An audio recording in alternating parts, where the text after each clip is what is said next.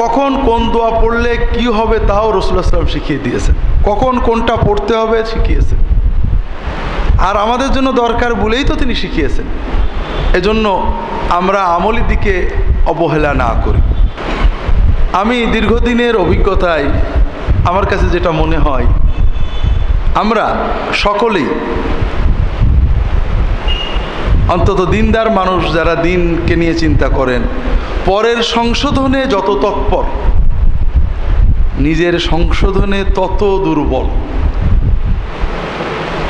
আমি যদি এখানে অন্যদের সমালোচনা করি আপনারা খুশি হবেন।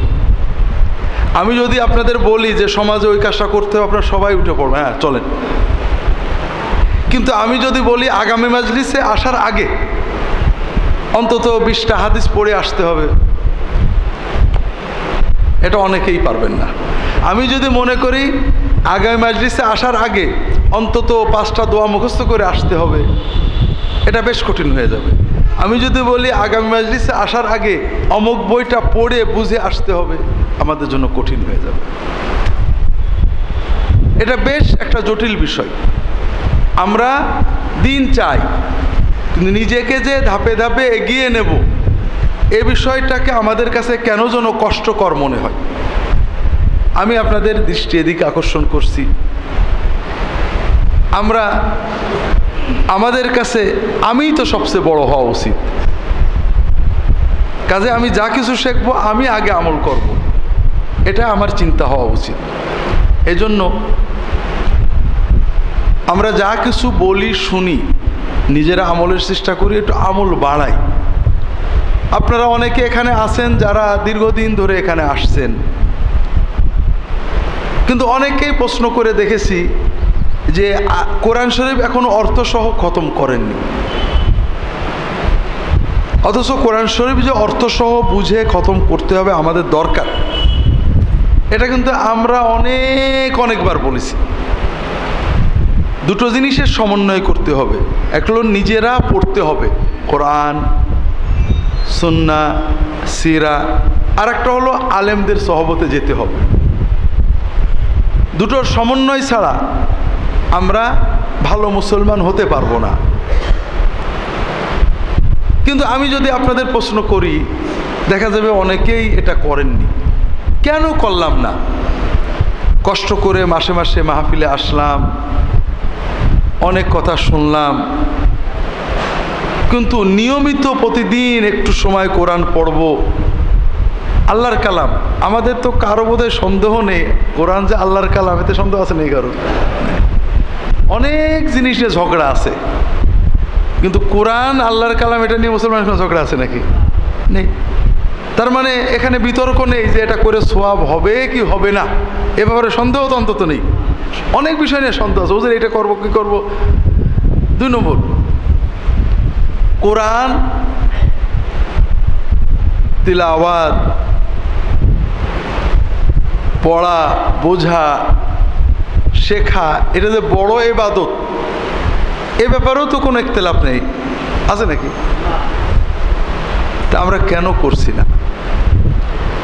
ঠিক তেমনই আপনাদের অনেকবারই বলেছি, আমাদের মরহুম পীর সাহেব বলতেন, আমার শ্বশুর বলতেন যে বাবারা কোনো পীরের মুরিদ হও না, কোরআনের মুরিদ হও। আর ফুরফুরা টুরফুরা যেও না, মসজিদে যাও। কোরআনের মুরিদ হও, মসজিদে যাও। উনি একটা সহজ কথা বলতেন যে যাকে মসজিদে পাওয়া যাবে তাকে জান্নাতে পাওয়া যাবে। কথাটা একটা হাদিসের সহজ ব্যাখ্যা। রাসূলুল্লাহ সাল্লাল্লাহু আলাইহি ওয়াসাল্লাম বলছেন, যদি কাউকে দেখো যে মসজিদে নিয়মিত যায়, তার ইমানের সাক্ষী দেবা, সে মুনাফিক না, সে মুসলমান। কথাটা হলো যে আপনার মসজিদে নিয়মিত জামাতে নামাজ পড়া সহজ না আস-সুন্নাহ ট্রাস্টের মাজলিসে আসা সহজ? বলেন। সহজ। বাড়ির থেকে মসজিদ কত দূর? হ্যাঁ, মসজিদ যাওয়া সহজ না? আমি যদি বলি যে গত 1 মাসে কি আপনাদের কারোর জামাত মিস যায়নি, এমন কয়জন আছেন? কঠিন হবে। অথচ রাসূলুল্লাহ সাল্লাল্লাহু আলাইহি ওয়াসাল্লাম জীবনে জামাত ছাড়া নামাজ পড়েছেন এরকম ঘটনা নেই। একবার তিনি গেছিলেন একটা মহল্লায়, মুসলমানরা একটু ঝগড়া বিবাদ করেছে, শান্তি করতে গেছিলেন, মিটাতে। এসে দেখেন মসজিদে নববীতে জামাত হয়ে গেছে, বাড়িতে বিবি বাচ্চাদের নিয়ে আবার জামাত করেছে, কিন্তু একা পড়েননি। আমরা অনেক বিষয়কে সুন্নত মনে করি, সুন্নত হয়তো সুন্নত, কিন্তু গুরুত্বগত সমস্যা আছে। তাহাজ্জুদ সুন্নত, টুপি সুন্নত, পাগড়ি সুন্নত, আবার 5 ওয়াক্ত ফরজ নামাজ জামাতে পড়াও সুন্নত বলি, কিন্তু সুন্নতের পার্থক্য ব্যাপক। 5 ওয়াক্ত জামাতে নামাজ পড়া এটা ওয়াজিব পর্যায়ের সুন্নত। রাসূলুল্লাহ সাল্লাল্লাহু আলাইহি ওয়াসাল্লাম কেউ তাহাজ্জুদ না পড়লে তার বাড়ি পোড়াই দিতে চাননি, টুপি মাথায় না দিলে বাড়ি পোড়াই দিতে চাননি, পাগড়ি না পড়লে বাড়ি পোড়াই দিতে চাননি, এমনকি 5 ওয়াক্ত নামাজের আগে পরে সুন্নত পড়িনি বলে বাড়ি পোড়াই দিতে চাননি। কিন্তু জামাতের নামাজে না আসলে তার বাড়িঘর পুড়িয়ে দিতে চেয়েছেন। মুনাফেক বলে বলেছেন এরা মুনাফেক। তাহলে আমরা এই সব কথাগুলো অনেকবার বলেছি, ভাই তো চলে তো যেতেই হবে। আমি ইন্টারনেট কম ব্যবহার করি, তারপরও আমাদের অফিসের ছেলেরা চালায়, মাঝে মাঝে ঢুকতে হয়। একজন একটা ক্লিপ পাঠিয়েছে, বাংলাদেশের কোনো একজন প্রসিদ্ধ মানুষ টিভিতে বিশাল প্রোগ্রামে দাঁড়িয়ে কথা বলছেন, 2-3 মিনিটের মাথায় পড়েও গেলেন, অর্থাৎ মরিয়ে পড়ে গেলেন, পড়ে মরেননি।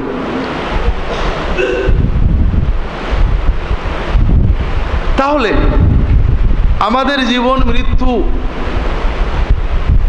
কত কাছে, বেঁচে আছি, মরে যাব জানি না আর 1 সেকেন্ড কিনা, মরে পড়বো না পড়ে মরবো তা আমরা জানি না। অনেক সময় মানুষ পড়ে আঘাত খেয়ে মরে, অনেক সময় মরার আগে মরে নেয় তারপরে পড়ে। মৃত্যু এত কাছে, এটা অন্যের মৃত্যু কাছে আর আমার মৃত্যু নোটিশ দিয়ে হবে এমন তো না ভাই।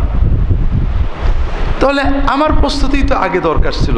আর আল্লাহর দিন তো সহজ, আল্লাহর সাথে বিজনেস তো সহজ। আমার বাড়ির পাশের মসজিদে 5 ওয়াক্ত জামাতে নামাজ, মসজিদে যেতে পারিনি, মহল্লায় আশেপাশের 3-4-5 মুসল্লি নিয়ে জামাতে নামাজ পড়বো, তাও পারিনি। দোকানদার 5-7 জনকে নিয়ে জামাতে নামাজ পড়বো, জামাত ছাড়া নামাজ আমি পড়বো না। এটাই তো ইমানের দাবি। এটার মাধ্যমে যা পাবো, ঘন্টার পর ঘন্টা ওজিফা করে আব্দুল্লাহ জাহাঙ্গীর ওয়াজ শুনে তা পাবো না, হতে পারে না। রাসূলুল্লাহ সাল্লাল্লাহু আলাইহি ওয়াসাল্লাম যেটাকে এত গুরুত্ব দিয়েছেন, এর চেয়ে বড় গুরুত্ব আর কিছু হতে পারে না। ফজরের নামাজের জামাত, আমরা সুন্নাহ ট্রাস্টের ভক্ত, আব্দুল্লাহ জাহাঙ্গীরের ভক্ত, মাজলিসুস সুন্নায় আসি, খুব ভালো কথা। কিন্তু আমি যদি বলি গত 1 মাসে ফজরের জামাত মিস হয়নি কয়জন, কঠিন হয়ে যাবে। আল্লাহ রসুল সাল্লাল্লাহু আলাইহি ওয়াসাল্লাম বলছেন, যে ব্যক্তি ফজরের এবং ঈশার জামাত আদায় করে সারা রাত তাহাজ্জুদ কিয়ামুল লাইলের সওয়াব পেয়ে যায়। রাসূলুল্লাহ সাল্লাল্লাহু আলাইহি ওয়াসাল্লাম বলছেন, ফজরের জামাত আর ঈশার জামাতের চেয়ে ভারী নামাজ আর মুনাফিকদের কিছুই নেই। কাজে যারা এই নামাজে আসে না তারা মুনাফিক। সাহাবীরা বলতেন, কোনো মানুষকে, মদিনার কোনো মানুষকে যদি কয়েকদিন পর পর মসজিদের ফজরের জামাতে না পাইতাম, আমরা ধরে নিতাম বেটা মুনাফিক। অনেক বলেছি আপনাদের। আর ওমর রাদিয়াল্লাহু তাআলা আনহু, সাহাবীদের যুগে এটা নিয়ম ছিল, আমরা করি না। মসজিদের ফজরের নামাজে কোনো মুসল্লি না থাকলে তারা খোঁজ নিতেন যে বেচারা অসুস্থ নাকি। প্রথম চিন্তা অসুস্থ কিনা, এটা আমাদের দরকার। আপনাদের গতদিনে একটা গল্প বলছি, গতদিনে না গত খুতবায় মনে নেই, আমেরিকার একটা ঘটনা। জেলখানায় এক কালো আমেরিকান মুসলমান হয়েছেন, কোরআন পড়েছেন, জেল থেকে বেরিয়ে ওনার আবাসিক এলাকায় গিয়েছেন। ফ্ল্যাট বাড়ি, পাশের সবাই খ্রিস্টান, সাদা কালো। এক সাদা খ্রিস্টান মুসলমান হয়েছে শুনে সবাই তাকে ঘৃণা করে। তার ভিতরে এক সাদা খ্রিস্টান, এমনি কালোদের প্রতি ঘৃণা আছে, আর বেটা আবার মুসলমান হয়েছে। তো ওই বিভিন্নভাবে বিব্রত করত। তার ওই বাড়ির ময়লার ব্যাগটা ওই বাসার সামনে থুয়ে রেখে চলে যেত। ওই মুসলমান ওটা আবার নিয়ে রাস্তায় ডাস্টবিন যেখানে ময়লা ফেললে গাড়িগুলো নিয়ে যায় ফেলে দিত। বেশ কিছুদিন পরে হঠাৎ একদিন দেখে ময়লা নেই, একদিন বা 2 দিন বা আমি ভুলে গেছি, উনি ময়লা না দেখে ওই সাদা আমেরিকানের দরজায় নক করেছে। এরপরে দরজা খুললে বলছে সরি বিরক্ত করার জন্য, আপনি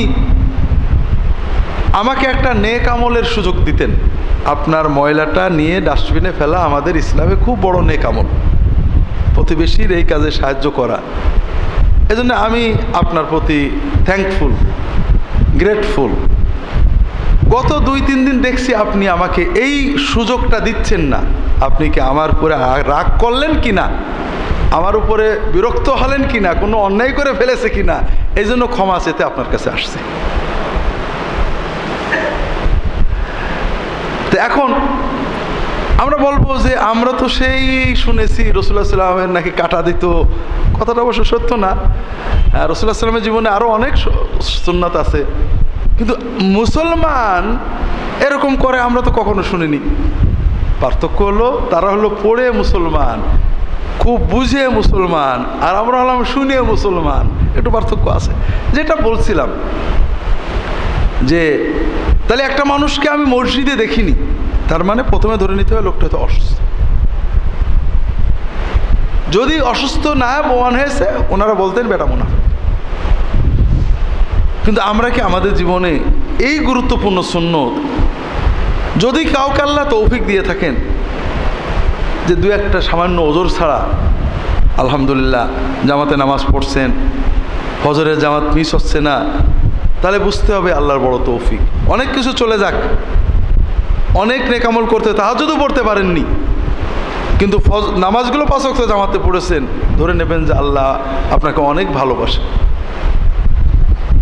কারণ আমরা অনেকবারই আলোচনা করেছি, আজকে আলোচনা করব না, যে যদি কারোর অন্তর যা মসজিদের সাথে থাকে, আল্লাহ তাআলা কিয়ামতের দিন সবাই যখন কষ্টে থাকবে তাদের জন্য ছায়ার ব্যবস্থা করবেন। কাজেই আমাদের আস-সুন্নাহ ট্রাস্টের মসজিদে মাসিক মাজলিস শুনে আসবেন, আলহামদুলিল্লাহ, এটা আমরা আশা করি আল্লাহ কবুল করলে অনেক বড় নেক আমল। কিন্তু পাশের মসজিদে যে আমি নামাজটা পড়লাম না জামাতে, অবহেলা করে, অলসতা করে, এটা অত্যন্ত বড় দুঃখজনক খাসারাত। তো এইভাবে ভাইরা আমাদের এই অভিজ্ঞতাকে আপনারা মিথ্যা প্রমাণ করেন। আমাদের অভিজ্ঞতা কি বলছে? মানুষ পরকে পরিবর্তন করতে, সমাজকে পরিবর্তন করতে, বিশ্বকে পরিবর্তন করতে আগ্রহী, কিন্তু নিজেকে পরিবর্তন করতে খুবই দুর্বল। আমরা আশা করব এই ভুল ধারা থেকে আমরা বেরিয়ে আমরা নিজেকে পরিবর্তন করি, যেটা আমলে আসে, যেটা জেনেছি আমল করি, আমল বাড়াই, বিশেষ করে ইলম এবং আমলের সমন্বয় করি। প্রতিদিন কিছু কোরআন পড়ি, প্রতিদিন কিছু কোরআন বুঝি, প্রতিদিন কিছু হাদিস পড়ি, প্রতিদিন কিছু হাদিস বুঝি, প্রতিদিন আলেম ওলামাদের ভালো 2-1টা বই পড়ি, কিছু বুঝি, অল্প হোক একটু এগোই, এক ধাপ এক ধাপ। কত সময় ভাই নষ্ট হয়ে যায়। আমরা বলছিলাম যে কাজে বসে, আজকে মসজিদে আপনাদের আলোচনা প্রসঙ্গেও বলছিলাম, যে কাজে বসে, যে কর্মে থেকে, যেখানে বসে, যে স্থানে বসে আমরা আমাদেরকে হারিয়ে ফেলি, পরের জন্য জীবন নষ্ট করে দিই, সেখানে আমাদের ভালো লাগে।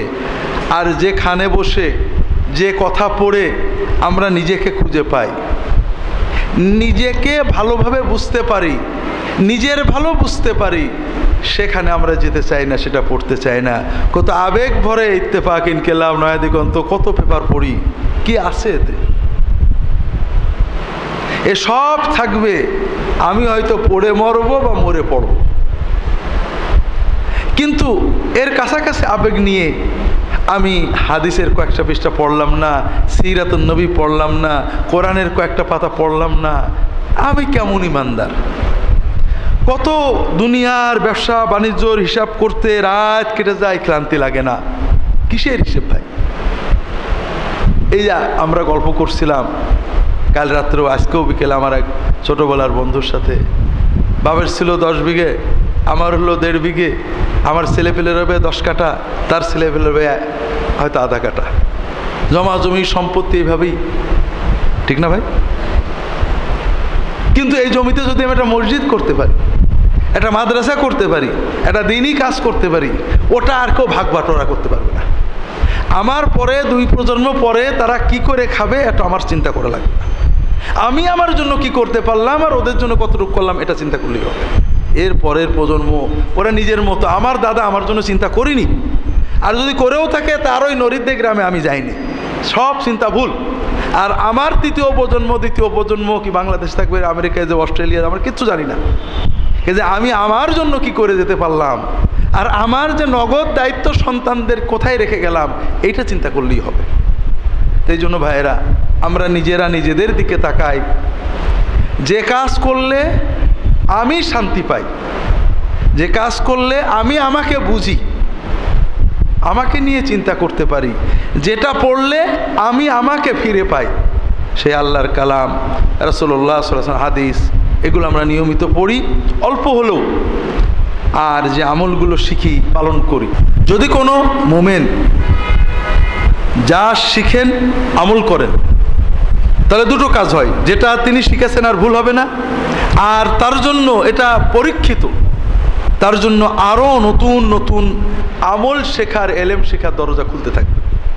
আর যখন আপনি যা শিখবেন আমল করবেন না, যা শিখেছেন ওটাও ভুলে যাবেন, আর নতুন এলেম আর বাড়বে না, আর বাড়ালেও তাকে কাজে লাগে না। আল্লাহ তাআলা সবাইকে তৌফিক দান করুন, আমিন। আমাদের সামনে অনেক দিনই মৌসুম আসছে। দিনের কাজ 2 রকম, দুনিয়ার কাজও। একটা হলো নিয়মিত, এটা বেজ, আর একটা হলো মাঝে মাঝে। নিয়মিত বিল্ডিং যখন করতে হয় সুন্দর করে করতে হয়, মাঝে মাঝে আবার 2-4 বছর পরে চুনকাম করতে হয়, পরিষ্কার পরিচ্ছন্ন করতে হয়। খাওয়া দাওয়া নিয়মিত খেয়ে যেতে হয়, মাঝে মাঝে ফলের মৌসুমে একটু ফল টল বেশি করে খায়, অমুক মৌসুমে শরীরে একটু উপকার হয়। আল্লাহ তাআলা আমাদের জন্য দিনটা দিয়েছেন দেহের খাদ্যের মতোই নিয়মিত, মাঝে মাঝে যেন আমরা যে দুর্বলতা আসে ওটা দূর করার জন্য কিছু মৌসুম দিয়েছেন। আমরা 2 ভাবে ভুল করি। একটা অধিকাংশ মানুষ করে যারা মৌসুমি অথবা বতুরে মুসলমান, বতরে ইবাদত করে বাকি সময় করে না, এটা গলত। এটা আমরা এখানে সেরকম মানুষ নেই, আমরা জানি। আরেকটা হলো মৌসুম নয়, ভুল মৌসুমে কাজ করি, চাষবাদ ভালো জানি না, বৃষ্টি দেখেই ভালো চাষি না, একেবারে বৃষ্টি পড়ার সঙ্গে সঙ্গে বুনে দিলাম, কিন্তু এই মাসে যে আরও বৃষ্টি হবে, পানি জমে যাবে, এটা জিজ্ঞেস করলাম না, পানি জমে গেল, নষ্ট হয়ে গেল। এজন্য বতুরে ছাড়াও যারা নিয়মিত এবং বতুরে, তাদের অনেক বতর ঠিক না। রাসূলুল্লাহ সাল্লাল্লাহু আলাইহি ওয়াসাল্লাম এইসব বতর বলেননি, আমরা ভুল বুঝে ওসব বতরে ইবাদত করি। আমাদের সমাজে এরকম আছে কিছু, যেটা আপনারা জানেন, যে সময়ে ইবাদতের কথা নেই বা যে ইবাদতের কথা নেই সেগুলো আমরা করি। শবে মেরাজের ইবাদত, শবে মেরাজের রোজা, বিভিন্ন রকমের, শবে বরাতের অতিরিক্ত মানে সুন্নাহ বিরোধী ইবাদত, এরকম অনেক কিছু আমাদের। মুহররমের অনেক ইবাদত আছে যেটা সুন্নতে নেই, কিছু আছে সুন্নতে আছে। তৃতীয়ত, কিছু মৌসুমের খোঁজখবরই আমরা ভালো রাখি না, এটা সহি মৌসুম কিন্তু খোঁজ রাখি না। তার একটা হলো জিলহজ মাসের প্রথম 10 দিন। আমাদের দেশে কিছু বিষয়ে বান্দা মুমিনরা সচেতন, যেমন শবে কদর, শবে বরাত, শবে মেরাজ, সহি বা বাতিল যাই হোক। আর কিছু বিষয় আমাদের জানা নেই অনেকেরই, ইদানিং আলহামদুলিল্লাহ কেউ কেউ জানছেন, যেমন জিলহজ মাসের প্রথম 10 দিন বেশি বেশি ইবাদত করা, রোজা রাখা, তাসবিহ তাহলিল জিকির করা, আল্লাহ তাআলা এই 10 দিনের ইবাদত সবচেয়ে পছন্দ করেন। অনেক সহিহ হাদিস আছে। আমাদের সামনে একটা মৌসুম, আর একটা মৌসুম হলো হজ, যেটা শুরু হয়ে গিয়েছে। শাওয়াল, যুলকাদা এবং যুলহজ্জার প্রথম অংশ। আল্লাহ কোরআন কারিমে বলেছেন আল হজ্জু আশহুরুম মা'লুমাত, হজ নির্ধারিত মাস। হাদিসে ব্যাখ্যা এসেছে শাওয়াল, যুলকাদা, যুলহজ্জা। এটাও একটা ইবাদতের মৌসুম। এরপরে আসবে মুহররম, এটা ইবাদতের মৌসুম। আবার আমাদের দেশে দুনিয়ার অন্যায় গুনাহ পাপের মৌসুম। আশুরার নামে শিয়াগণ এবং আমাদের দেশের বাংলাদেশের অনেক মুসলমান এত সব কাজ করেন, অনেক গুনার কাজ করেন। বাংলাদেশে নবাবরা, নবাব সিরাজউদ্দৌলা, মুর্শিদ কুলি খান, তারা শিয়া ছিলেন, যে কারণে শিয়া মতটাকে বেশ প্যাট্রোনাইজ করতেন তারা। যেখানেই তারা রাজধানী বা বিভাগীয় আঞ্চলিক কিছু করেছেন, সেখানে একটা ইমাম বাড়া করেছেন। ইমাম বাড়া মানে খানকা আর কি শিয়া, সেখানে একটা ওই ইমাম হুসাইনের কবর থাকে, তাজিয়া টাজিয়া থাকে, কবরের উপরে তারা ঘোরে।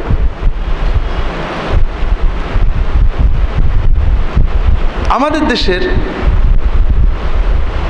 আমাদের রন্ধে রন্ধে শিয়া মত ছড়িয়ে আছে। যদিও আমরা নিজে সুন্নি দাবি করি, সৌদি আরবে যখন আমাদের নাম শোনে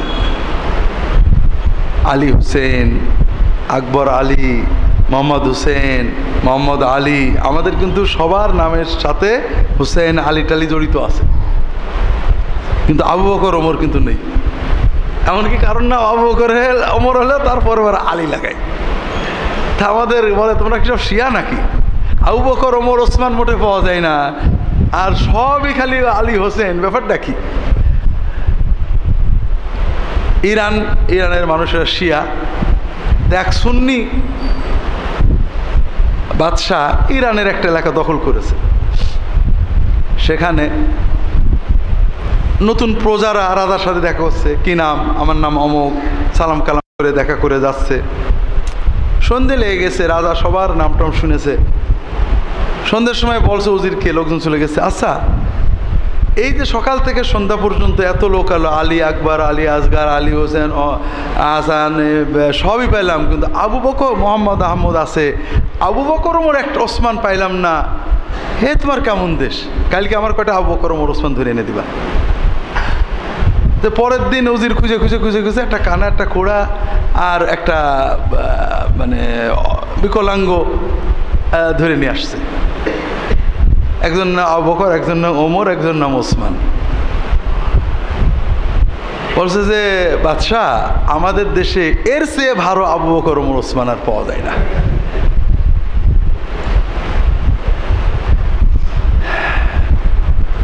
শোনা, আমি তো দেখিনি,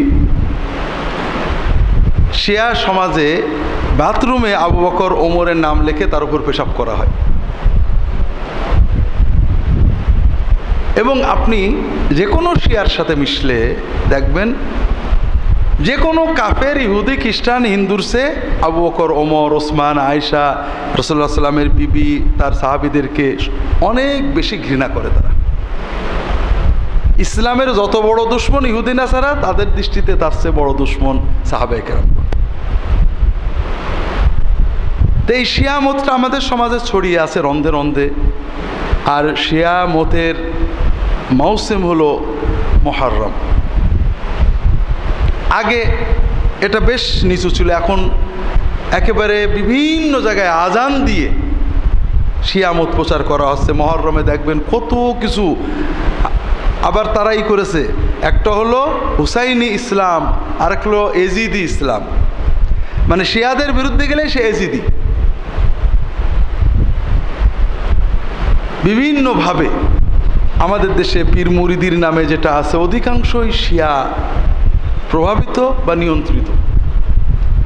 আমাদের পাশে সামনে গেলে রাজবাড়ি, সেখানে ইন্ডিয়ার মেদিনীপুরের পীর সাহেবরা নিয়ন্ত্রণ করেন আঞ্জুমানে কাদেরিয়া নামে। তারা আব্দুল কাদের জিলানির ভক্ত মুরিদ বলে দাবি করেন। অনেক শিরক সেখানে আছে। এখন আগে এটা করতেন না, এখন তারা দ্রুত অনেকগুলো ইমামবাড়া বানিয়েছেন। সেখানে তাজিয়া করা হচ্ছে, তওয়াফ করা হচ্ছে, চুমুক খাওয়া হচ্ছে, সেজদা করা হচ্ছে। মানুষ কিছুই বুঝতে চায় না, অন্ধ। আব্দুল কাদের জিলানী ঘোর শিয়া বিরোধী ছিলেন। যারা আবু বকর ওমরকে খারাপ বলে অথবা এই ধরনের শিয়া ইমামবাড়ি বানায়, তাদেরকে কাফের মুশরিক বাতিল ইত্যাদি বলেছেন।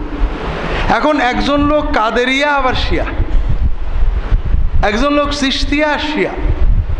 অর্থাৎ আমাদের দেশের মুসলমান যেহেতু কাদেরিয়া চিশতিয়া বললে ভেড়ে দলে, বিশাল দেখবেন মানিকগঞ্জ অমুক ইমামবাড়ায় চিশতিয়া, মানে মঈনুদ্দিন চিশতির ওরস শরীফ।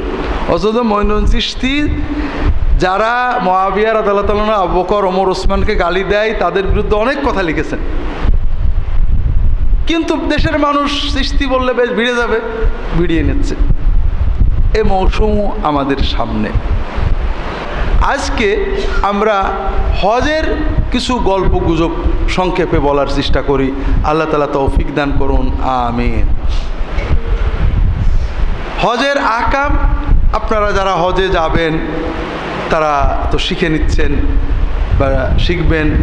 আমরা কেন্দ্রীয় মসজিদে আরও 2-1 জুমা এটা আলাপ করার সুযোগ পাবো হয়তো ইনশাআল্লাহ। আগামী জুমায় তো থাকবো না, পরে বোধহয় হজের আগে 2-3টে জুমা পাবো ইনশাআল্লাহ। হজের কিছু গল্প আছে, ব্যাকগ্রাউন্ড আছে। যেহেতু কেন্দ্রীয় মসজিদে হজ বিষয়ক আয়াতগুলো আমরা আলোচনা শুরু করেছি, হয়তো গল্প বলার সুযোগ এবার আর হবে না। আমরা কিছু গল্প করি। কোরআনেও হজের গল্প আছে। হজের গল্পের প্রথম হলো ইব্রাহিম আলাইহিস সালামের গল্প। ইব্রাহিম আলাইহিস সালামের গল্প মানে মানব ইতিহাসের একটা বড় অংশের গল্প। ইব্রাহিম আলাইহিস সালামের কথা কোরআনে আছে বিস্তারিত অনেক, তবে কোরআন জায়গাগুলো বলেনি। ইব্রাহিম আলাইহিস সালামের কথা কোরআন বলেছে তিনি তার সমাজের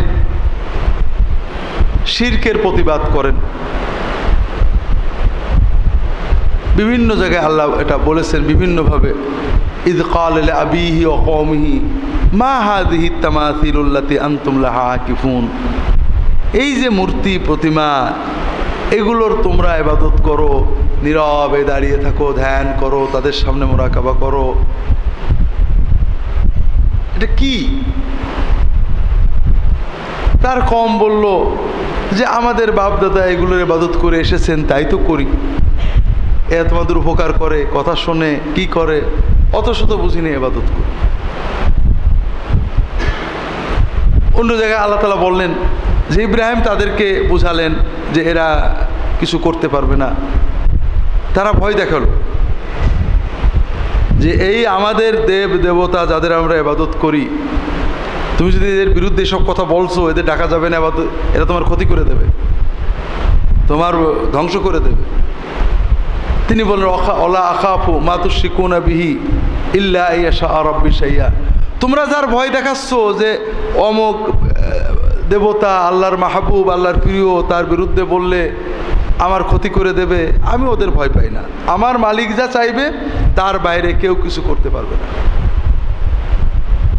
কিন্তু তোমাদেরকে আমি বলি যে তোমরা আমাকে এইগুলোর ভয় দেখাচ্ছ, অথচ তোমরা আল্লাহর সাথে শরীক করছো। আল্লাহ কোনোভাবে কোথাও নির্দেশ দেননি, বিশ্বাস করেন এখনো পর্যন্ত যত ধর্মগ্রন্থ আছে, যত রকমের বিকৃতি আছে, তার ভিতরেও কোথাও আল্লাহর নির্দেশ নেই যে আল্লাহ ছাড়া কারোর মাধ্যমে আল্লাহর কাছে যাইতে হবে, কোনো নির্দেশ নেই। তা আল্লাহ তো তোমাদের কোথাও বলে দেননি যে তোমরা আমাকে ডাকার জন্য অমুক অমুকের মিডিয়া ধরো, তার একটু ইবাদত করো, তার নামে মানত করো, তার সিন্নি দাও, তার সেজদা করো, তার কাছে নীরবে ভক্তি নিয়ে দাঁড়িয়ে থাকো, তার মূর্তি বানিয়ে নাও, তার কবরে চলে যাও, অথবা তার কোনো স্মৃতি বিজড়িত স্থানটাকে এইভাবে করো। আল্লাহ বলেননি। আল্লাহ যেটা বলেননি আল্লাহর সাথে শরীক করছো তোমরা, আর আমি এক আল্লাহর ইবাদতের কথা বলছি। তাহলে আইয়ুল ফারিকাইন আহাক্কু বিল আমন, এখন ভয় বেশি পাওয়ার দরকার কার, আর নিরাপত্তা বেশি পাওয়ার দরকার কার? এভাবে কমকে বুঝালেন, কম শুনলো না, তাকে ভয় দেখালো। তিনি কি করলেন? ওয়াতাল্লাহি লাআকিদান্না আসনামাকুম বা'দা আন তুওয়াল্লু মুদবিরিন, তিনি বলেন আল্লাহর কসম তোমাদের এই মূর্তিগুলোর আমি সাইজ করে ফেলবো, তোমরা যাও। ফাজআলাহুম যুযাজান ইল্লা কাবীরাল্লাহুম লাআল্লাহুম ইলাইহি ইয়ারজিউন, তিনি মূর্তিগুলোকে ভাঙলেন, একটা বাদ দিলেন, বড় মূর্তিটা, যেন এরা এসে ওর কাছে যাইতে পারে।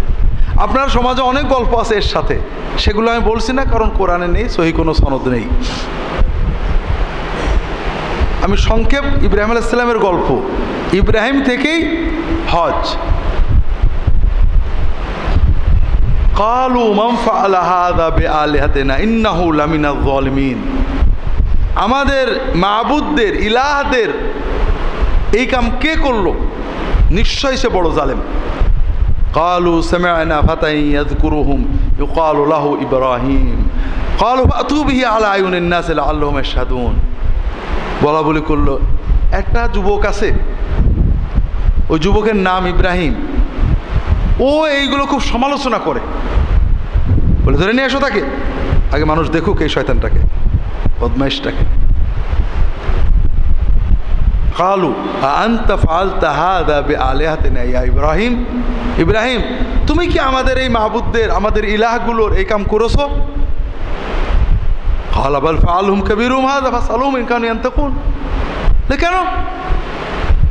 ওই যে বড় যেটা ঠিক আছে ও করেছে, ওদের কাছে জিজ্ঞেস করো যদি কথা বলতে থাকে। ফারাজাউ ইলা আনফুসিহিম ফাকালু ইন্নাকুম আনতুমুয যালিমুন, তারা নিজে বললে আমরা আসলে অন্যায় করছি। এই কাম কেউ করে নাকি? কেউ কথা বলতে পারলো, ডাকবো কে? তোমার কিছু আলা রহুসিম লাকাদ আলিমতা মা হাউলা ইয়ানতাকুন, মাথা নিচু করে বললো তুমি তো জানো যে এরা কথা বলতে পারে না, এসব কথা বলো কে? এইবার পরিবেশ হলো আফাতা'বুদুনা মিন দুনিল্লাহি মা লা ইয়াদুররুকুম ওয়া লা ইয়ানফাউকুম উফফিল লাকুম ওয়া লিমা তা'বুদুনা মিন দুনিল্লাহি ইন কুনতুম তা'লামুন। তোমরা আল্লাহকে রেখে, এখানে আবার মনে রেখেন, আমরা সবসময় মনে করি নমরুদের কাছে ইব্রাহিম গেল, আল্লাহর ইবাদত করো, নমরুদ বলল আল্লাহকে না, আল্লাহকে, এটা ঠিক না। আল্লাহ সৃষ্টিকর্তা, সব জাতিই মানত, তবে তারা আল্লাহ রুবুবিয়ত উলুহিয়াতে শিরিক করতো, অনেক সময় রুবুবিয়তের অনেক ক্ষমতা অস্বীকার করতো, নিজেদেরকে রব দাবি করতো, আমাদের তো পাওয়ার আছে। কিন্তু আল্লাহ সৃষ্টিকর্তা, তিনি সৃষ্টি করেছেন, যে নামেই হোক, এটা তারা মানত। যাই হোক, তিনি বললেন তোমরা আল্লাহকে রেখে আল্লাহর পাশাপাশি বা আল্লাহকে বাদ দিয়ে এদের ইবাদত করতো যারা কিছু উপকার করতে পারে না, তোমাদের মতো খারাপ লোক হয় না। ক্বালু হাররিকুহু ওয়ানসুরু আলিহাতাকুম ইন কুনতুম ফাইলিন। এবার দেখেন আমাদের মানবীয় ইমোশন দেখেন, তারা স্বীকার করলে এরা কথা বলে না, নিজেরাও বুঝলে অন্যায় করেছে। এইবার কিছু লোকে যেতে গেল, বুঝতে তো পারছো এই মেরে ভেঙেছে। আমাদের মাহবুবদের মর্যাদা রক্ষা করা আমাদের দায়িত্ব। এত বড় অন্যায় জুলুম করেছে, তার শাস্তি দিতেই হবে। যদি আমাদের মাহবুবদের ইলাহগুলোর মর্যাদা রক্ষা করতে চাও তাহলে একে আগে আগুনে পোড়াও। সব যুক্তিতর্ক শেষ, এখন আবেগ এক্সপার্ট করে আগুনে পোড়ানোর ব্যবস্থা করা। এখানে অনেক গল্প আছে সমাজে, এগুলোর কোনো ভিত্তি নেই। আগুন জ্বলে না, কাড়ি কাঠ বানানো হলো, ফেরেশতারা টেনে ধরলো, সেখানে নে টিপ পরা লোক গেল, ন্যাংটো, সব মিছে কথা। এগুলোর কোনো ভিত্তি হাদিস কোরআনে নেই। কোরআন শুধু বলছে যে তারা আগুনে পোড়ানোর সিদ্ধান্ত নিল। কুলনা ইয়া নারু কুনি বারদাও ওয়া সালামান আলা ইব্রাহিম। আল্লাহ বলেন আমি আগুনকে বললাম তুমি আগুন তুমি ইব্রাহিমের জন্য ঠান্ডা হও এবং নিরাপদ শান্তিময় ঠান্ডা, বরফের মতো না। কুনি বারদাও ওয়া সালামান আলা ইব্রাহিম ওয়া আরাদু বি কাইদান ফাজআলনাহুমুল আখসারিন। তারা ইব্রাহিমের ধ্বংস করতে চেয়েছিল, আমি তাদেরকেই ক্ষতিগ্রস্ত করে দিলাম। এই ঘটনার পরে ইব্রাহিম আলাইহিস সালাম তার ভাতিজা লূতকে নিয়ে উনার দেশ ছাড়লেন। ক্বালা ইন্নী মুহাজিরুন ইলা রব্বি, আমি হিজরত করব আমার রবের জন্য। তাহলে বোঝা গেল উনি এক দেশে ছিলেন আরেক দেশে গেলেন। কোন দেশ থেকে কোন দেশ এটা কোরআনে নেই, তবে বিভিন্ন ঐতিহাসিক ধর্মীয় ইত্যাদি বর্ণনা থেকে মোটামুটি বোঝা যায় যে ইব্রাহিম আলাইহিস সালাম ছিলেন ইরাকের, এই যে কুফা বসরা আমরা শুনি সাদ্দাম হোসেনের ইরাক, ওই ইরাকের একটা উর নামক শহরে প্রাচীন। তিনি সেখান থেকে চললেন, ইরাক থেকে সিরিয়া এলাকা হয়ে ফিলিস্তিন এলাকাতে আসলেন। এটা তার হিজরত। ফিলিস্তিন মিশর ইত্যাদি হয়ে ফিলিস্তিনের পাশেই তিনি বসবাস করতেন। তাহলে এই হলো তার ফার্স্ট স্টেপ। এটা কোরআনে অন্য জায়গায় আল্লাহ তাআলা বলেছেন, ইদ ক্বালা লিআবিহি ইয়া আবাতি লিমা তা'বুদু মা লা ইয়াসমাউ ওয়ালা,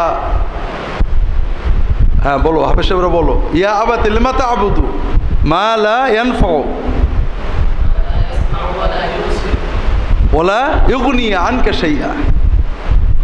আব্বা আপনি কেন এমন সব কিছু পূজা করেন যা কোনো কথা শোনেও না, কোনো কথা বলেও না, কোনো উপকারে লাগে না। ইয়া আবাতি ইন্নী কাদ জাআনি মিনাল্লাহি মা লাম ইয়াতিকা ফাত্তাবি'নি আহদিকা সিরাতান সাবিয়্যা। আব্বা আমার কাছে আল্লাহর পক্ষ থেকে এলেম এসেছে, আপনি আমার কথাটা শোনেন, আমি আপনাকে সঠিক পথে নিয়ে যাব। ইয়া আবাতি লা তা'বুদিশ শাইতান ইন্নাশ শাইতানা কানা লির রহমানি আসিয়া। আব্বু ইয়া আবাতে, আব্বাকে কত আদর করে আদব করে মহব্বত করে করে ডাকছে। এটা দাওয়াতে আমাদের বুঝতে হবে। আমরা তো কারোর দাওয়াত দিলে খেপে রাগ করে অন্যায়ের বিরুদ্ধে কথা বলবো, কঠোর হব না কেন?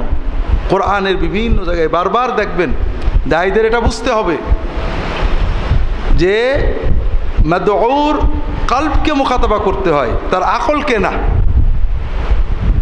কানা রাসূলুল্লাহ সাল্লাল্লাহু আলাইহি ওয়াসাল্লাম ইয়াতাখাওয়ানুনা বিল মাওইদা। রাসূল নিজে নবী, সাহাবীগণ তার কথা শুনতে পাগল, তারপরেও সাহাবীদের মন মানসিকতা এখন একটু ফুর্তিতে আছে কিনা বেছে বেছে হিসেব করে কথা বলতেন। ওয়াজ আমরা করি বিরাট ভাব গম্ভীর্য নিয়ে গরম করে বলে ফেললাম, দর্শকরা ক্লান্ত হচ্ছে কিনা, ঝিমিয়ে পড়ছে কিনা দেখলাম না। না, এটাকে দায়ীদের কাজ না। তুমি মোটা মোটা গরম গরম কথা বললে ঠিকই, কিন্তু কাম কি হলো? দর্শকদের চোখের দিকে তাকাও, তারা ক্লান্তি লাগলে সাবজেক্ট বাদ দাও, সহজ করে বুঝাও, গুরু গম্ভীরটা তার অন্তরে যেন কথাটা যায়। কতটুকু সত্য বললে এটা নয়, চেষ্টা করো। তাসিরের মালিক আল্লাহ, কিন্তু তার হৃদয় কলব, শুধু আকল নয়। ইব্রাহিম আলাইহিস সালাম আবার বলছেন, আব্বু ইয়া আবাতি, আপনি শয়তানের পূজা করেন না। শয়তান তো আল্লাহর বিরুদ্ধে স্মরণ করেছে। এভাবে তিনি বোঝাতে থাকলেন, ইয়া আবাতি ইন্নী আখাফু আইয়ামাসসাকা আযাবুম মিনার রহমান ফাতাকুনা লিশ-শাইতানি ওয়ালিয়্যা। আমার ভয় হয় আব্বু, আল্লাহর আযাব আপনার উপর এসে পড়বে, আপনি শয়তানের দলে চলে যাবেন, শয়তানের ওলি হয়ে যাবেন। অনেক বুঝালেন, কিন্তু বাবা বুঝলো না। আরাগবুন আনতা আন আলিহাতি ইয়া ইব্রাহিম লা ইন লাম তানতাহি লা আরজুমান্নাকা ফাহজুরনি মালিয়া। ইব্রাহিম, তুমি আমার ইলাহদের বিরুদ্ধে চলে যাচ্ছ, তুমি তাদের পছন্দ করতে পারছো না, তুমি তাদেরকে অপছন্দ করছো। তুমি যদি এই ধরনের খারাপ চিন্তা বর্জন না করো, আমি তোমাকে পাথর মেরে শেষ করে যাও, এখন ভাগো। ইব্রাহিম বাবাকে বললেন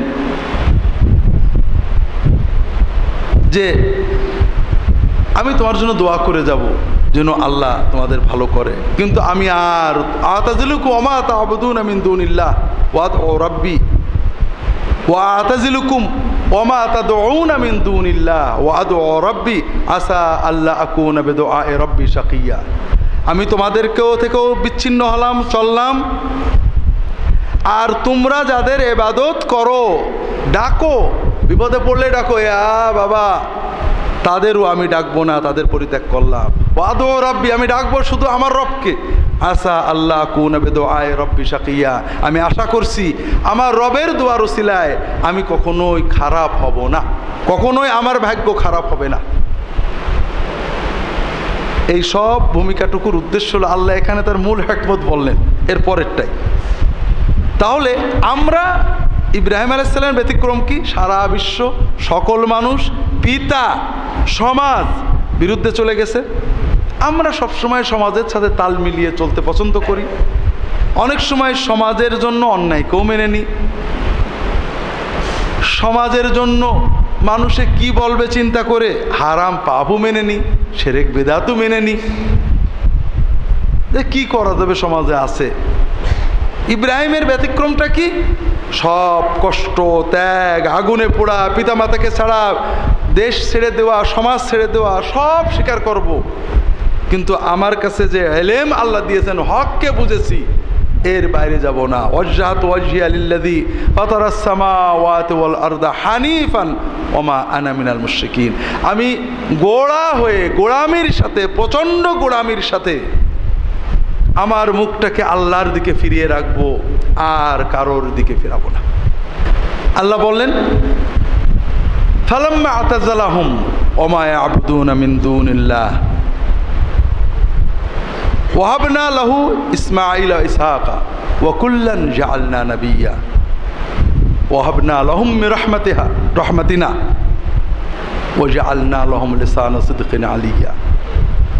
আল্লাহ বলছেন, যখন ইব্রাহিম এই চূড়ান্ত পরীক্ষা পাশ করলো, সমাজের চাপ, পিতামাতার চাপ, আগুনে পোড়ানো, বাদশার বিরোধিতা, কিন্তু এই সামান্য একটা বিষয় মেনে নিলেন না। আমরা যেটাকে সামান্য মনে করি, সামান্য একটু মাজারে ফুল দেওয়া, সামান্য একটু দরগায় যেয়ে দোয়া করা, যাক সবাই করছে চলে গেল, সামান্য একটু মূর্তির পূজা করা, সামান্য একটু মূর্তি পূজায় চাঁদা দিয়ে দেওয়া, সামান্য একটু মূর্তিতে যেয়ে দেখা করা, সামান্য একটু তাদের খোঁজ খবর নেওয়া, কোনো সামান্য কাজেই তিনি যখন রাজি হলেন না, একেবারে প্রচণ্ড গোড়ামির সাথে আল্লাহর সাথে লেগে থাকলেন। আল্লাহ বলছেন, তখন আমি তাকে দিলাম, দান করলাম ইসমাঈল, ইসহাক, ইয়াকুব তার সন্তান দিলাম। ইসমাইল আগেই আসছিল, পরে ইসহাক এবং ইয়াকুব আসলেন, তাদেরটা পরে যাচ্ছি, এবং প্রত্যেককে নবী বানিয়ে দিলাম, এবং তাদেরকে আমি রহমত দিলাম, এবং তাদেরকে পরবর্তী প্রজন্মগুলোর ভিতরে তাদের নাম ডাক সর্বোচ্চ করে দিলাম। এটা এমনি আসেনি। ইব্রাহিম আলাইহিস সালাম এমন একজন ব্যক্তিত্ব, বিশ্বের প্রায় 70-80% মানুষ তার ব্যাপারে কোনো খারাপ ধারণা পছন্দ। আমাদের রাসূলুল্লাহ সাল্লাল্লাহু আলাইহি ওয়াসাল্লামের ব্যাপারে ইহুদি নাসারারা খারাপ বলে, আমরা অবশ্য ইহুদি নাসারাদের কোনো নবীর খারাপ বলি না, অন্যান্য ধরনের মানুষেরা কোনো নবী মানেন না, কিন্তু ইব্রাহিম আলাইহিস সালামকে, তাকে মর্যাদা দেওয়া, ভালোবাসা, ভক্তি করা, তাকে তার অনুসারী হিসেবে গৌরববোধ করা, এটা ইহুদিরাও করে, সংখ্যায় অল্প, খ্রিস্টানরা করে, সংখ্যায় অনেক, মুসলমানরাও করেন, সংখ্যায় অনেক। এই মর্যাদা পেয়েছেন এমনি না, এই কঠিন ত্যাগ, কঠিন গোলামির মাধ্যমেই। কাজেই আল্লাহর কাছে কিছু পেতে হলে আমাদের জন্য পরীক্ষার কথা হচ্ছিল। আল্লাহর কাছে কিছু পেতে আল্লাহ খুব সহজে দেন, কিন্তু পাওয়াটা বাড়বে আমার যোগ্যতার ভিত্তিতে। ছোট্ট পরীক্ষা পাশও হয়, শুধু হেরে যাওয়া যাবে না। তো যেটা বলছিলাম, ইব্রাহিম আলাইহিস সালাম চলে আসলেন, তার বড় ছেলে ইসমাঈলকে তার মা সহ রেখে চলে গেলেন।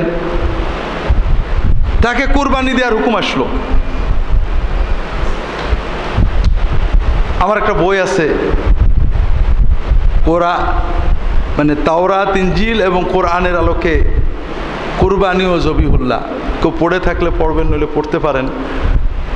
খ্রিস্টানদের দাবি যে কুরবানির হুকুম করা হয়েছিল ইসহাককে, ইসমাইল না। তাওরাতে আছে, অর্থাৎ বাইবেলেই আছে যে ইসমাইল জন্মালেন 12 বছর 13 বছর বয়স হওয়ার পরে ইসহাক জন্মালেন। ইসহাকের জন্মের পরে ইব্রাহিম আলাইহিস সালাম প্রথম বিবি সারা বললেন যে এই আপনার বান্দি স্ত্রীর ছেলেকে আমাদের সাথে রাখবে না, জঙ্গলে রেখে আসে। কেমন আছে বর্ণনা? ইব্রাহিম তার ছেলেকে কোলে করে কাঁধের উপরে নিয়ে চললেন। আচ্ছা, 14 বছরের বাচ্চাকে কাঁধের উপর নিয়ে যায় নাই কেউ। তার একমাত্র ছেলে ইসহাককে কুরবানিতে গেলেন। ইসহাককে একমাত্র না দুই মাত্র? বাইবেলেই বলা আছে ইসমাইলের 14 বছর পরে ইসহাকের জন্ম। তাহলে কি ইসহাক কখনো একমাত্র হয় নাকি? তার মানে ওই সব ঠিক ছিল, নামটা পাল্টে আর ইসহাক বসাইতেছে। তো যাই হোক, দুই সন্তান হলে এক সন্তানকে কুরবানি দেওয়া পিতার জন্য কষ্ট, না একমাত্র সন্তানকে কুরবানি দেওয়া কষ্ট? আল্লাহর চূড়ান্ত পরীক্ষা। সন্তান সহ মাকে ছোটবেলায় দিয়ে গেছেন মক্কায়, আবার একটু বড় হয়েছে, হুকুম আসলো কোরবানি করো, ওইটাও মেনে নিলেন। সন্তান মেনে নিল, মা মেনে নিল, বাবা মেনে নিল, আল্লাহর কাছে চূড়ান্ত সারেন্ডার প্রমাণ হলো। এইবার আল্লাহ তাআলা তাদের মর্যাদাকে পরিপূর্ণ করলেন। এই সারা বিশ্বের তাওহীদের কেন্দ্র, হজের কেন্দ্র, কিবলা হিসেবে কেন্দ্র মক্কাকে বাছাই করে নিলেন। এরপরে আল্লাহ তাকে কাবা ঘর বানানোর হুকুম দিলেন। আল্লাহ তাআলা তাকে প্রথমে বললেন কাবা ঘর বানাও, তিনি বানালেন। এরপরে আল্লাহ তাআলা বললেন ওয়াযিম ফিন-নাস বিল-হজ্জি ইয়াতুকা রিজালান ওয়া আলা কুল্লি দামিরিন ইয়াতিনা মিন কুল্লি ফাজ্জিন আমিক। তুমি আযান দাও, মানব জাতির ভিতরে তুমি আযান দিয়ে দাও, ঘোষণা দিয়ে দাও যেন তারা সবাই এখানে এসে হজ করে। তাহলে হজের আযানের মুয়াজ্জিন কে হলেন? এত বড় মর্যাদা আল্লাহ এমনি দেননি। তাওহীদের জন্য, এক আল্লাহর ইবাদতকে টিকিয়ে রাখার জন্য, আল্লাহর ইবাদত আর কারোর ব্যাপারে কোনো কনসিডার নেই, তাওহীদের ক্ষেত্রে কোনো কনসিডার চলবে না। এটাকে চূড়ান্ত করার পরে আল্লাহ তাকে ঘোষণা দিতে বললেন, এইবার ঘোষণা দাও। কিসের ঘোষণা? তাওহীদের ঘোষণা। ঘোষণা দাও এখানে এক আল্লাহর ইবাদত করতে হবে, শিরিক করা যাবে না। ওয়াইজ বাওয়ানা লিইব্রাহিম মাকানাল বাইতি আল্লাহ তুশরিক বি ওয়াতাহির। হ্যাঁ বলো। হ্যাঁ, ইন্নাল্লাযীনা কাফারু ওয়া ইয়াসুদ্দুনা আন সাবিলিল্লাহি ওয়াল মাসজিদিল হারাম আল্লাযী জাআলনাহু লিন-নাসি সাওয়াআন আল-আকিফু ফীহি ওয়াল বাদ ওয়া মান ইউরিদ ফীহি বিইলহাদিন বিযুলমিন নুযিকহু মিন আযাবিন আলীম। ওয়া ইয বাওয়া'না লিইব্রাহিমা মাকানাল বাইতি আল্লা তুশরিক বি শাইয়ান ওয়া তাহহির বাইতিয়া লিত-তাইফিনা ওয়াল আকিফিনা ওয়ার রুকআইস সুজুদ ওয়াযিম ফিন-নাস বিল-হজ। তুমি শিরিক করতে পারবে না, আমার এই বাইতকে পবিত্র করবে, যারা সালাত পড়বে, যারা ইতিকাফ করবে, যারা আসবে সবার জন্য, অন্যান্য জায়গায় হজকারী ওমরাকারীদের জন্য, তওয়াফকারীদের জন্য, আর মানুষের ভিতরে আযান দিয়ে দাও, তারা হজে আসবে। হজে কি নিতে আসবে? তাওহীদ নিতে আসবে। লাব্বাইক আল্লাহুম্মা লাব্বাইক। আমরা কি বলে যাই হজে? আল্লাহ আমি ডাক শুনেছি, এই যে আসছি। ওই যে ইব্রাহিম আযান দিলেন না, সেই আযানের আমরা সাড়া দিচ্ছি। যে হ্যাঁ আমরা এসে গেছি, আল্লাহ ইব্রাহিমের আযান আমরা শুনেছি। কি বলে? লা শারীকা লাকা লাব্বাইক। আল্লাহ আমরা তাওহীদের স্বীকৃতি দিয়ে আসছি যে তোমার কোনো শরীক নেই, আল্লাহ তুশরিক বি শাইআ। শুধু এটুকু বলেই ক্ষান্ত না, ইন্নাল হামদা ওয়ান নি'মাতা লাকা ওয়াল মুলক লা শারীকা লাক। আল্লাহ হামদ, প্রশংসা, নিয়ামত, রাজত্ব সব তোমার, আল্লাহ তোমার কোনো শরীক নেই। তোমার ইবাদতে শরীক নেই, রুবুবিয়াতে শরীক নেই, উলুহিয়াতে শরীক নেই, নিয়ামতে শরীক নেই, রাজত্বে শরীক নেই, প্রশংসায়ও শরীক নেই। এই নির্ভেজাল তাওহীদ প্রতিষ্ঠার জন্য হজ, আর এই নির্ভেজাল তাওহীদের বারবার পরীক্ষায় পাশ করার পরেই ইব্রাহিমের ইমামত। বাইতুল্লাহ কিভাবে বানালেন, কিভাবে এটা পবিত্র করলেন, অনেক কথা কোরআনেই আছে, সব বলা যাবে না। তবে যেটা আজকে বিকেলে আমাদের হজ প্রোগ্রামের শেষে বলেছি, সবাই আপনারা ছিলেন না, এই কথাটা আপনাদের সবার জন্য আবার বলে মূল আলোচনা শেষ করব। এরপরে আজান হবে, নামাজের পরে ইনশাআল্লাহ আমরা আল্লাহ সুস্থ রাখলে প্রশ্নোত্তর আলোচনা করব। যেটা বলছিলাম, তাহলে ইব্রাহিম হজের আজান দেওয়ার এই ইমামত পেয়ে গেলেন, মুআজ্জিনিয়ত পেয়ে গেলেন, কিসের বিনিময়ে? তাওহীদের জন্য প্রচণ্ডতম গোড়া হওয়ার কারণে, হানিফ হওয়ার কারণে, বেকা ক্রেজি। এক্ষেত্রে কোনো মোলায়েম হবে না। আমি নরম হতে পারি, অনেক কিছু মেনে নিতে পারি, কিন্তু তাওহীদের ক্ষেত্রে কোনো আপোষ আমি করতে পারবো না। এই প্রচণ্ড ক্রেজিনেস, হানিফিয়াত, প্রচণ্ড গোলামি দিয়ে তাওহীদকে ধরে রাখা। আমি সব মেনে নিতে পারি, কিন্তু তাওহীদের ক্ষেত্রে কোনো আপোষ নেই। একটা হাদিস আসছে, এক জায়গায় মূর্তি পূজা হচ্ছে, হাদিসটা পড়েছি, সনদ সম্ভবত ঠিক আছে, কেউ কেউ কিছু ইশকাল করেছেন, মুসনাদ আহমদের হাদিস।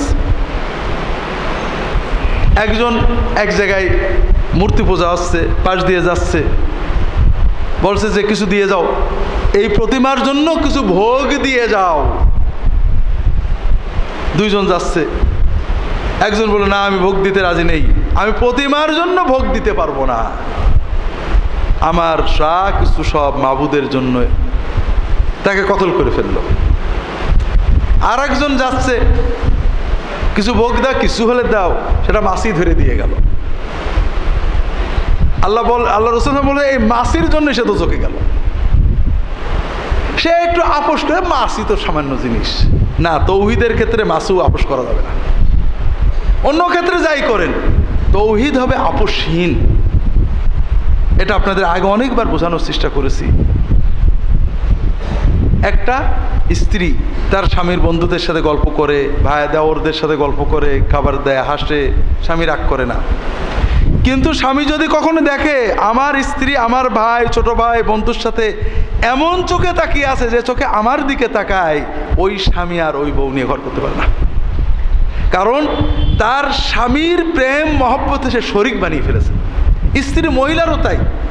মহিলা জানে পর্দা নেই, স্বামী অনেকের সাথে কথা বলে, কিন্তু কখনো যদি সে অনুভব করে আমার স্বামী আর এক মহিলা, আমার প্রিয় আপন কোনো মহিলাও, তার সাথে এমন হৃদয়ের এমন অবস্থা হয়েছে যেটা আমার সাথে হওয়া দরকার, আর যে স্বামী মারে, গাল দেয়, কিলে, শাশুড়ি অত্যাচার করে, অনেক সময় মেয়েরা মেনে নেয়, কিন্তু এইটা মানতে পারে না। মা ছেলে খেতে দেয় না, কষ্ট দেয়, মেনে নেয়, কিন্তু মাকে রেখে শাশুড়িকে বেশি ভক্তি করে, এটা মা মানতে পারে না।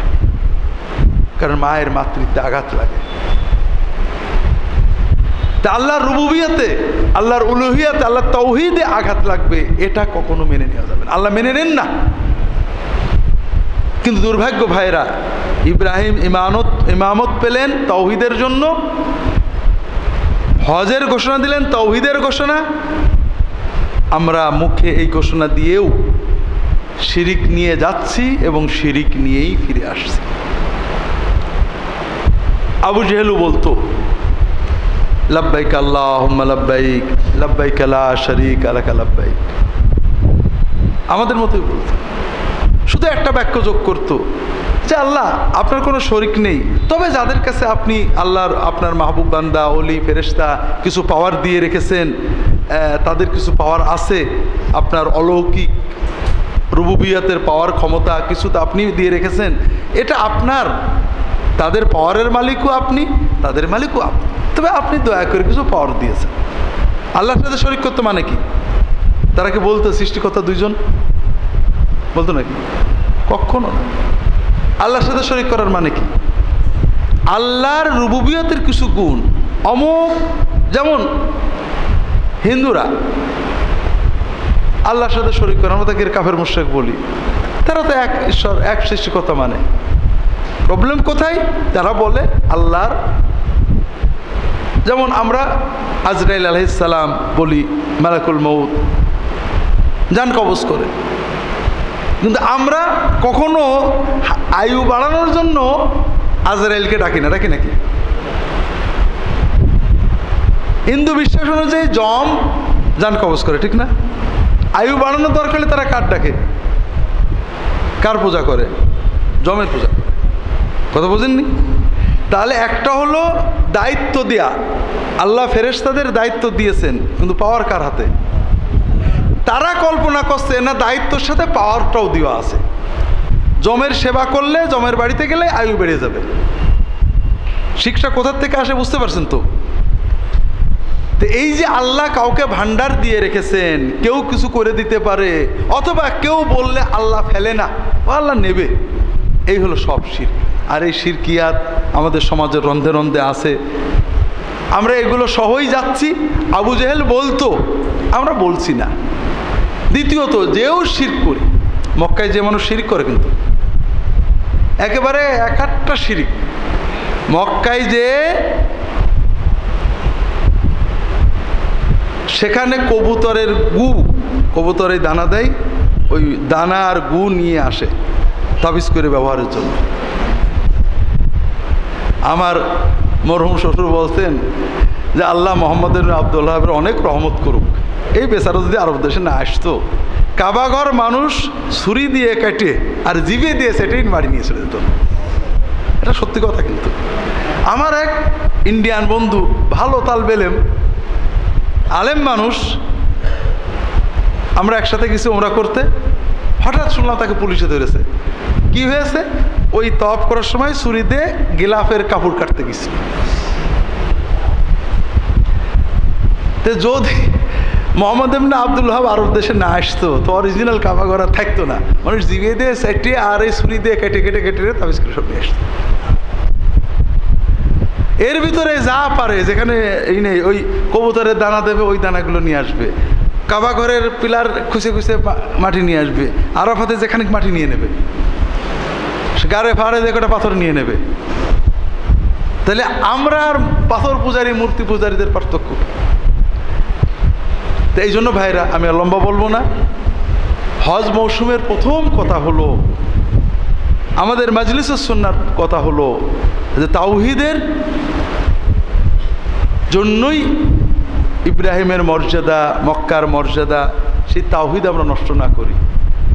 একজন হাজী সাহেব, খুব বড় হাজী, পয়সাওয়ালা মানুষ, অনেক পয়সা আল্লাহ দিয়েছেন, প্রতি বছরে হজ বা উমরায় যান এবং আজমির শরীফে যান।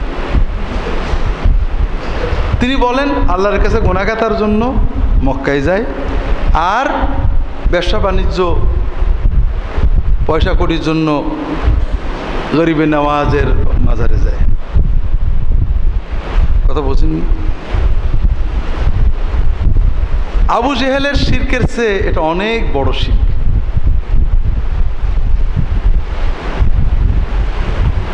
হজের কথা কি?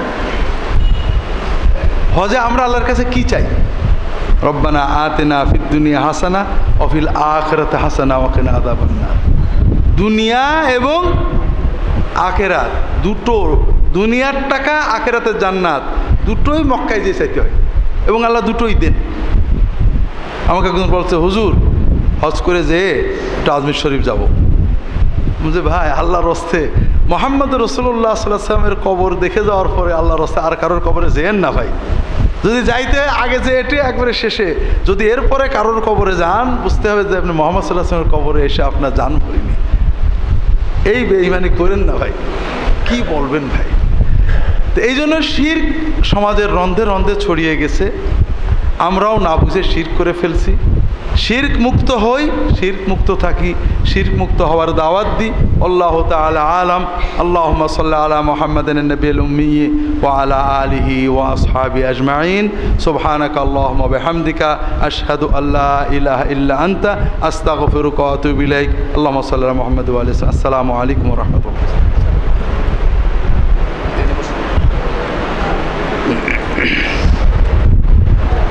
আলহামদুলিল্লাহ ওয়াসসালাতু ওয়াসসালামু আলা রাসূলিল্লাহ ওয়া আলা আলিহি ওয়া আসহাবিহি আজমাইন, আম্মা বাদ। আমাদের এই দুপাকাটা ব্রিজ পার হলে কাঞ্চননগরের মডার্ন মোড়ের ওখানে এই পাশে বিশ্ব ইসলাম মিশন কোরআনী সুন্নি একটা মসজিদ আছে। এটাকে আমরা মডার্ন মসজিদ বলি। সিদ্দিকিয়া বিশ্ব ইসলাম মিশন কোরআনী সুন্নি মসজিদ। ওখানে আগে খুব বড় নিয়েতেই কাজ করা, কাজটা বড় হয়নি, অনেক জায়গা আছে, ঘর আছে, তবে এখন চালুর ভিতরে মসজিদটা চালু আছে, মাদ্রাসাটা চালু করা যায়নি।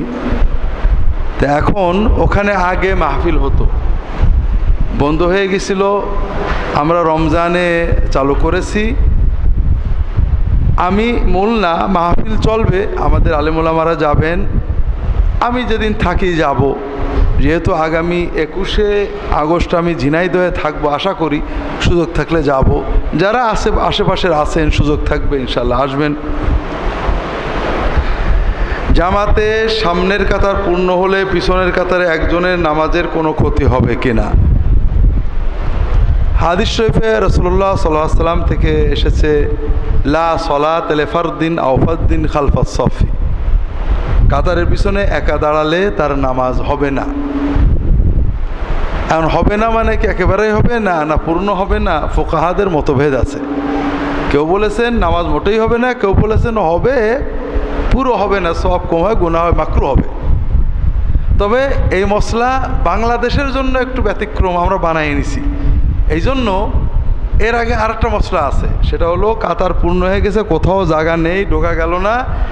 সেক্ষেত্রে যদি দেখা যায় কোথাও দুইজনের পাশে একটু জায়গা আছে, একটু ঠেলে সরাই জায়গা করা যাবে। আপনি ঠেলতে গেলেই মার বাংলাদেশে, অথবা একেবারে ভরে গেলে আপনি তাহারিমা বেঁধে সামনের ওনাকে একটু কাপড় ধরে টান দেবেন, সে পিছনে এসে দাঁড়াবে, কাতার সামনে আলাদা ঠিক করে নেবে। এক্ষেত্রেও কোনোই দিয়ে গুতো মারামারি শুরু হয়ে যাবে। যেহেতু আপনি একা আছেন, সামনের থেকে টানারও সুযোগ নেই, দুই তিনজনকে সরে কাতারে জায়গা করাও যাবে না বাংলাদেশে। কারণ বাংলাদেশে নামাজের রুকু সেজদা হোক না হোক, একবার দাঁড়ালে আর হাত পা নাড়ানো যাবে না, এটা আমরা জানি। এই জন্য আশা করা যায় বাংলাদেশের মতো দেশে যদি কোনো জায়গা নেই, বাধ্য হয়ে মাজুর একা দাঁড়াইছে আর রুকুর আগ পর্যন্ত আর কেউই আসেনি, আশা করা যায় নামাজ হয়ে যাবে, তো মাজুর। যে মহল্লায় বিবাহ পড়ানো হচ্ছে সেখানে সেই মসজিদের ইমাম উপস্থিত থাকা সত্ত্বেও যদি অন্য কেউ বিবাহ পড়ায়, এটা তার জন্য ঠিক হবে কিনা? এতে ইমাম সাহেব কষ্ট পেয়েছেন, সমাধান চাই। না, এটাতে কোনো সমস্যা নেই, কষ্ট পাওয়ার কি আছে? প্রথম কথা হলো বাংলাদেশে ম্যারেজ রেজিস্টার কাজই থাকে, এটা সরকারি দিয়েছে, এটা এভাবে দেওয়াও সরকারি ইসলামী ব্যবস্থা, এটি কোনো সমস্যা নেই, তারা পড়াতে পারে।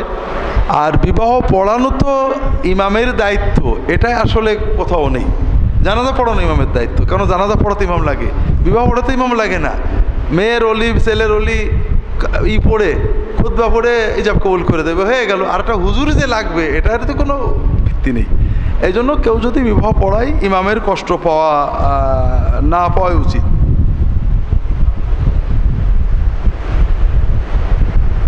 জানাজায় সালাতে সূরা ফাতিহা পড়তে হবে, হাদিস থেকে জানতে পারলাম, কিন্তু হানাফি মাযহাবে লোকেরা সূরা ফাতিহা পড়ে না, পড়তে নিষেধ করেন।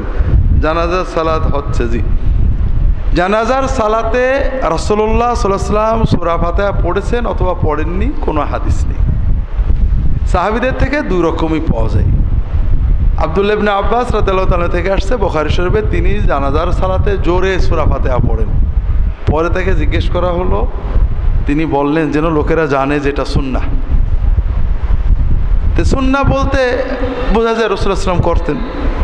এরকম আরও এক দুজন সাহাবী থেকে আছে, তবে তারা আস্তে পড়ার কথা বলেছেন।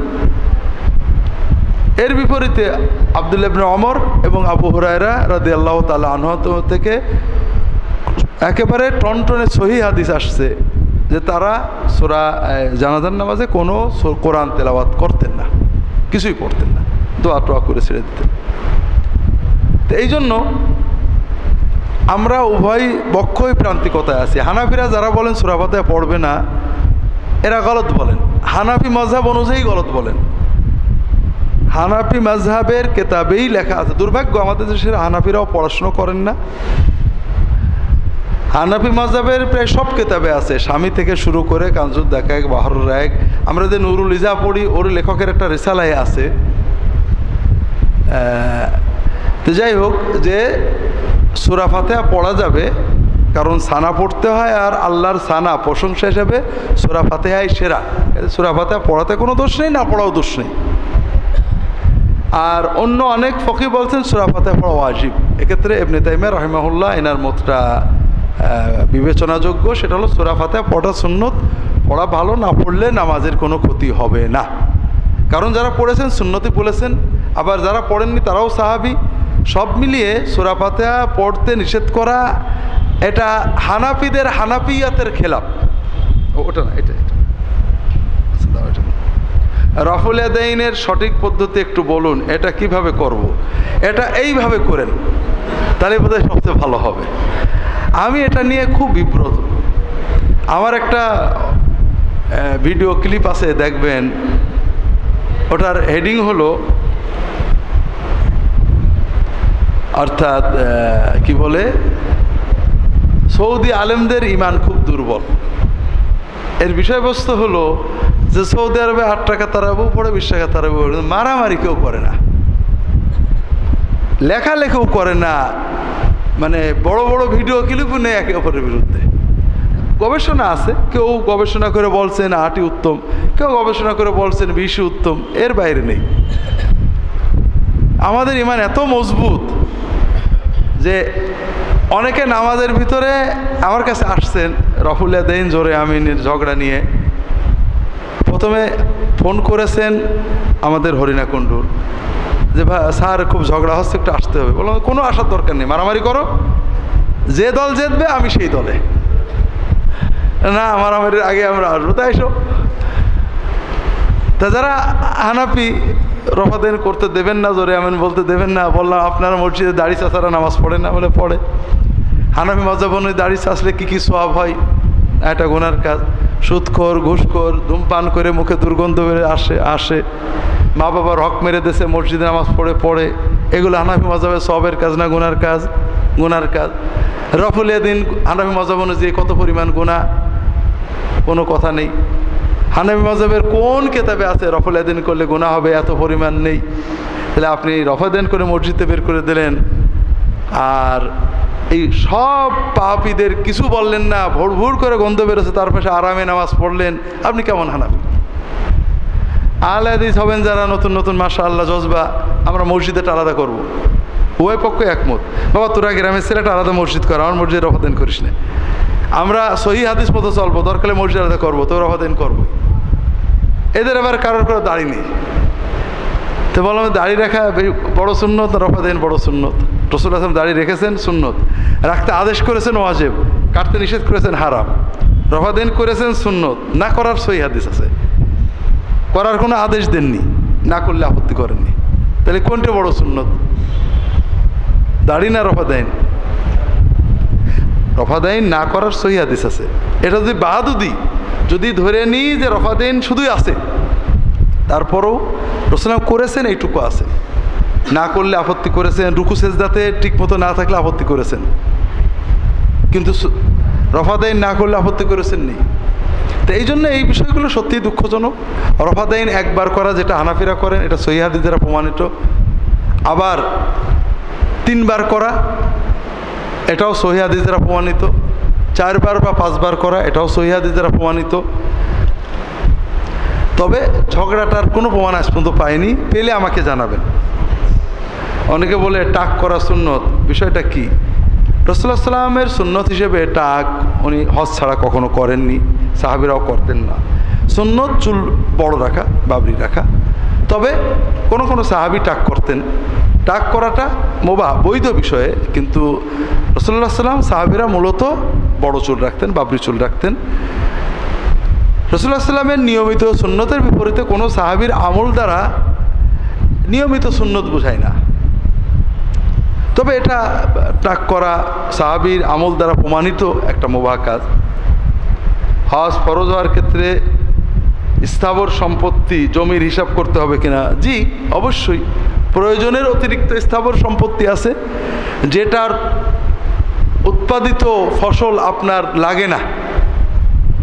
দুটো বাড়ি আছে, ওই বাড়ির ভাড়াও লাগে না, ভাড়া ছাড়াও চলে, আবার বসবাসও লাগে না। জমি 50 বিঘা আছে, 30 বিঘার ফসলেই চলে আরও বেঁচে যায়। এক্ষেত্রে ওই 2-1 বিঘা জমি বেশি হলেও হজে যেতে হবে। হজ আর জাকাত এক না।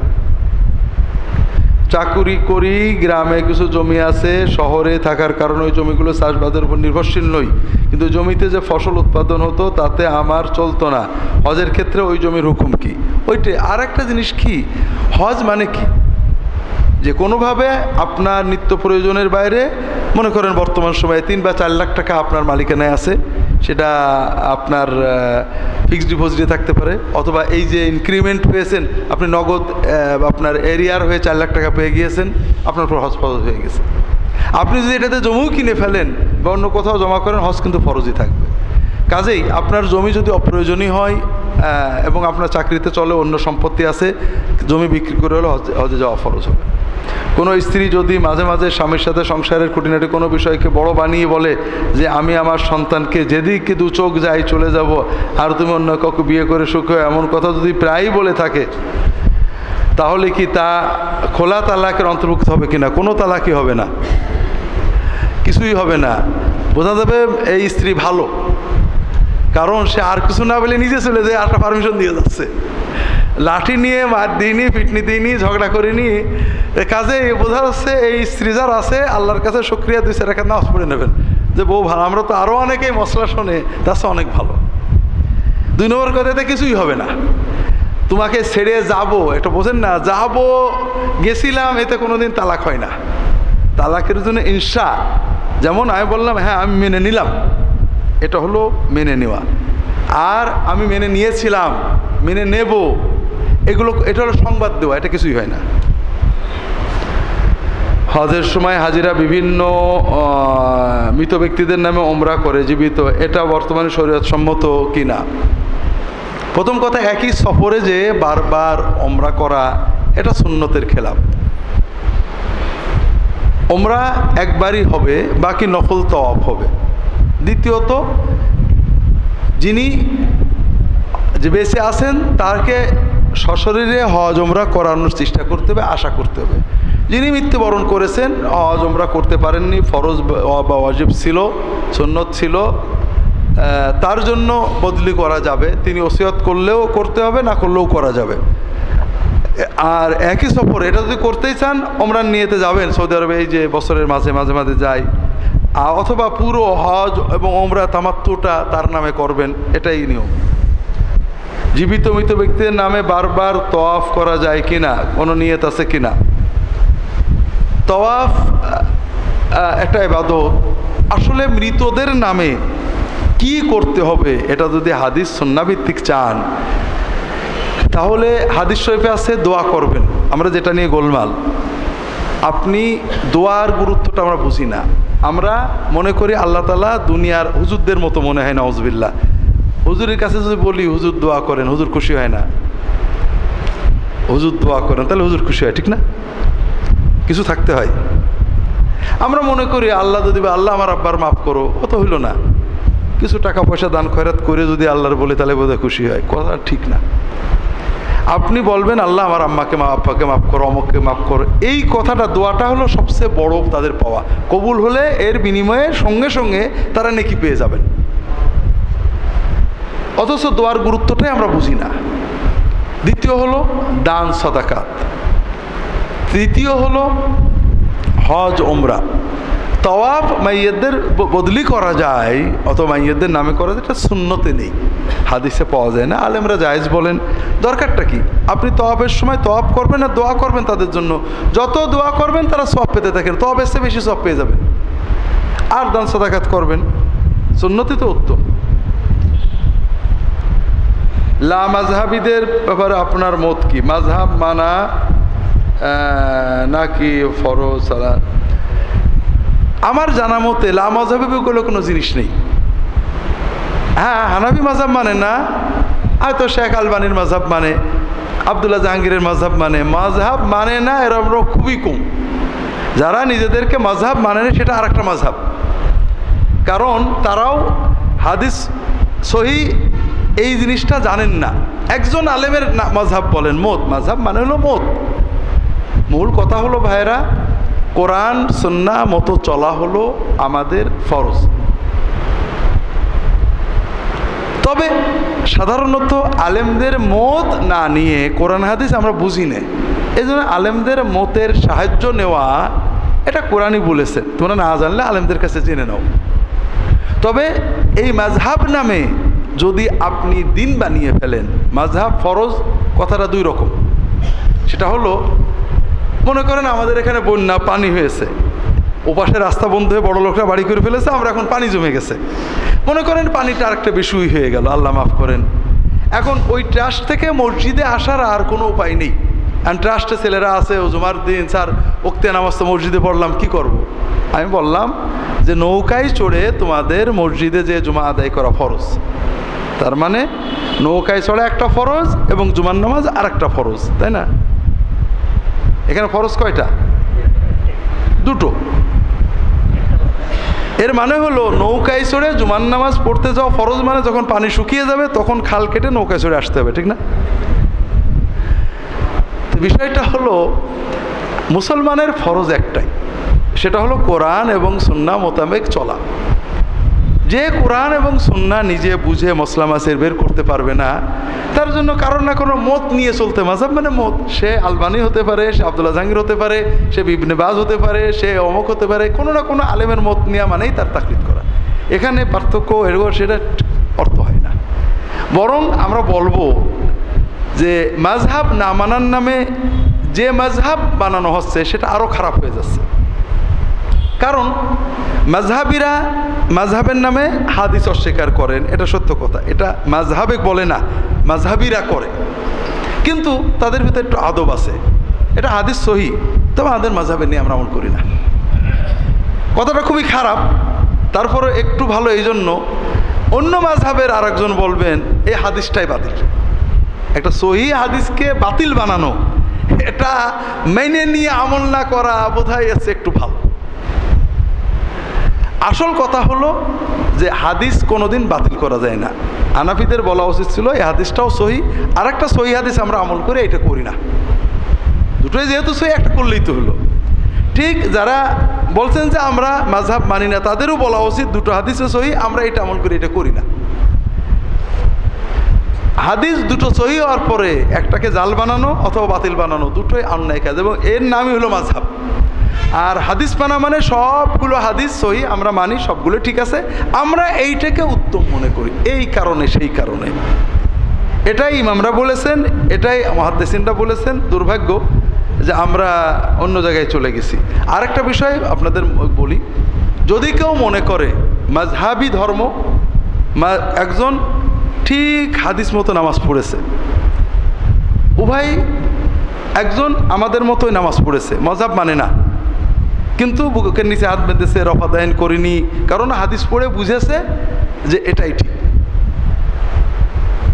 আর একজন মাযহাব মানে ঘোর শাফিঈ মুকাল্লিদ, রফাদাইন করছে, আমিন বলছে।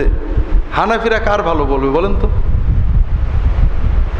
হ্যাঁ বলেন না ভাই। হ্যাঁ, যে গায়রে মুকাল্লিদ নবীর নিচে হাত বাঁধে আমিন আসতে বলে, তার কিন্তু ভালো বলবে, তার বিরুদ্ধে কিছু বলবে না। অথচ আমরা বলছি চার মাযহাব ঠিক, শাফিঈ মাযহাব ঠিক, চার মাযহাব হক, আর ওই বেটা মুকাল্লিদ যেহেতু মাযহাবের বিরোধী করেছে তার গাল দেবে। তাহলে পরে হানাফিরা কিন্তু লামাযহাবের বিরোধী না, প্রচলিত আমলের বিরোধী। এই জন্য হানাফি মাযহাবের প্রচলিত যে আমলটা আছে সেটা হানাফি মাযহাবে থাকার না থাক, হানাফি মাযহাবেই হয়তো দুটো কাজ জায়েজ আছে, যেমন 12 তাকবীর এবং 6 তাকবীর দুটো হানাফি মাযহাবের সব কিতাবে আছে, দুটোই সুন্নাহসম্মত জায়েজ। কিন্তু 12 তাকবীর দিলে হানাফিরা খেপবে। এই জন্য না যে আমরা মাযহাব মানি, এই জন্য আমাদের সমাজে প্রচলিত নেই, কাজেই আমাদের সমাজের প্রচলনের বাইরে গেলে ওটা ঠিক না। কোরআন হাদিস মাযহাব টাযহাব কিচ্ছু না।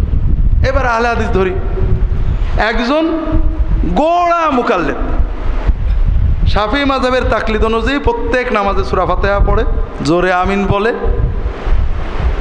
আর একজন কোনো মাযহাব মানে না, যেমন শেখ নাসিরউদ্দিন আলবানী রাহিমাহুল্লাহ, হাদিস পড়ে বুঝেছে যে সব নামাজে সূরা ফাতিহা পড়া যাবে না, তিনি জাহরি নামাজে সূরা ফাতিহা পড়েন না, বলেন যে জাহরি নামাজে সূরা ফাতিহা পড়া যাবে না, নাজেজ।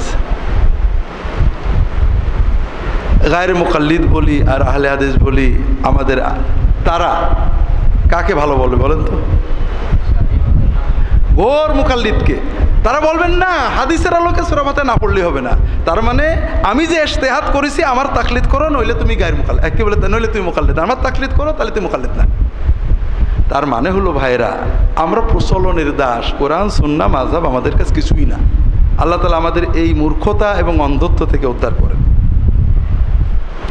ওসিলা সম্পর্কে জানতে চাইলে আমার আকিদা বইটা পড়ুন, ইমাম আবু হানিফার ফিকহুল আকবর বইটার অনুবাদ পড়ুন। আমাদের স্থানীয় মসজিদের খতিবকে তাহিয়াতুল মসজিদ সালাতের গুরুত্বের কথা উল্লেখ করলে তিনি বলেন এটা মাযহাবী বিষয়, দাজ্জাল।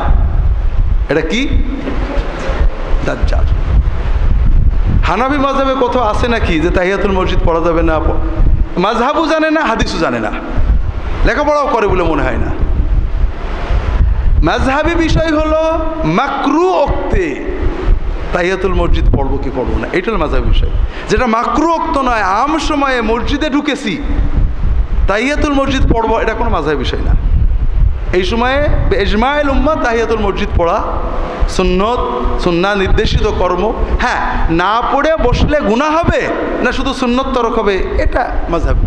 কেউ বলেছেন না পড়ে বসলে ওয়াজিব তরকের গুনাহ হবে, কেউ বলেছেন যে না পড়ে বসলে গুনাহ হবে না কিন্তু সুন্নত তরক হচ্ছে। কাজেই আমাদের মাযহাবে নেই। মাযহাবে কি আছে? 4 তরিকা আছে নাকি? মাযহাবে আবু হানিফা 4 তরিকা করেছেন। মাযহাবে কি আছে? সওয়ালে 6 রোজা আছে। মাযহাবে আমাদের ইসলামে সওয়াব আছে। কোনো জিনিস মাযহাব মানে কি? কোরআন হাদিসে যেগুলো আছে সেগুলো নিয়ে তারা বলেননি, যেগুলো নিয়ে বিতর্ক হতে পারে, একাধিক হাদিস আছে যেগুলো নেই, এইগুলো নিয়ে কথা বলার নাম হলো মাযহাব। অন্যান্য মাযহাবে আছে কিন্তু হানাফি মাযহাবে নেই। আজহালুল জুহালা এরা হলো মাযহাবের শত্রু, এরা মাযহাবের নামে জালিয়াতি করে। মাযহাবিদের উচিত এদের সাইজ করে যে আমাদের মাযহাবের বদনাম করছো তুমি। রব্বির হামহুমা কামা রব্বায়ানি সগীরা, এই যদি কামা রব্বায়ানা পড়া হয় তাহলে কোনো সমস্যা আছে কিনা? সমস্যা হবে কেন? বরং যদি ইমাম বলে রব্বির হামহুমা কামা রব্বায়ানি সগীরা আর আপনারা বলেন আমিন, তাহলে এর অর্থ হলো ইমাম বললো আল্লাহ আমার আব্বা আম্মার দয়া করো, আপনারা বললেন আল্লাহ ইমামের আব্বা আম্মার দয়া করো, আপনারা কিন্তু কিচ্ছু পাননি।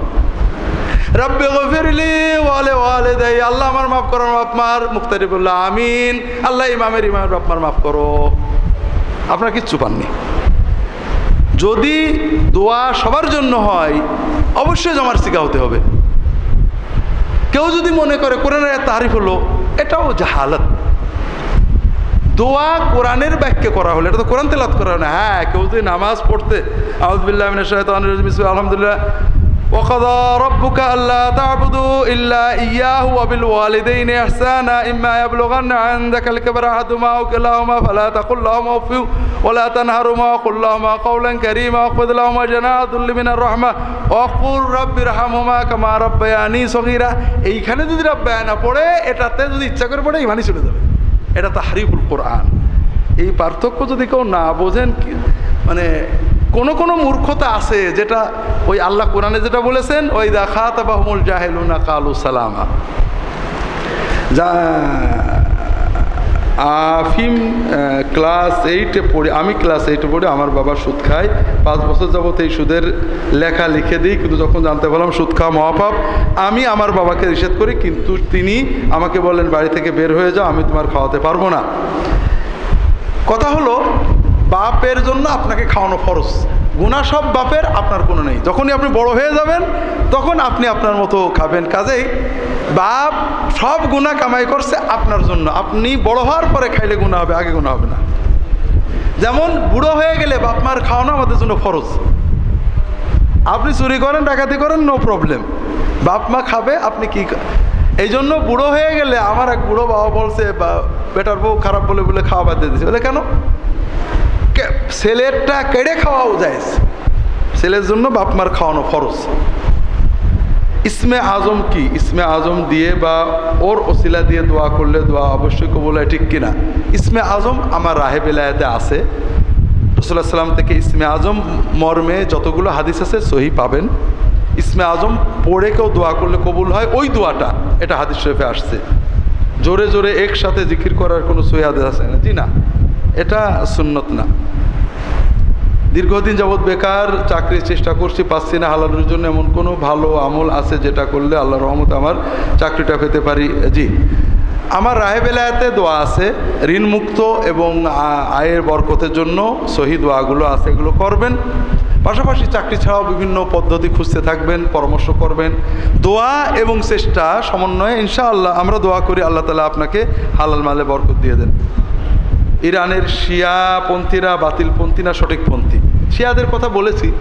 শিয়াদের ভিতরে সবচেয়ে যারা ভালো, তাদের সবচেয়ে ভালো আকীদার একটা হলো যে লা ইলাহা ইল্লাল্লাহ মুহাম্মাদুর রাসূলুল্লাহ বললে কেউ মুসলমান হয় না। দ্বিতীয় আর একটা কথা বলতে হয়, আলী অলিউল্লাহ। দ্বিতীয় হলো যে আবু বকর, ওমর, উসমান সহ সব সাহাবীরা মুরতাদ কাফের ছিলেন,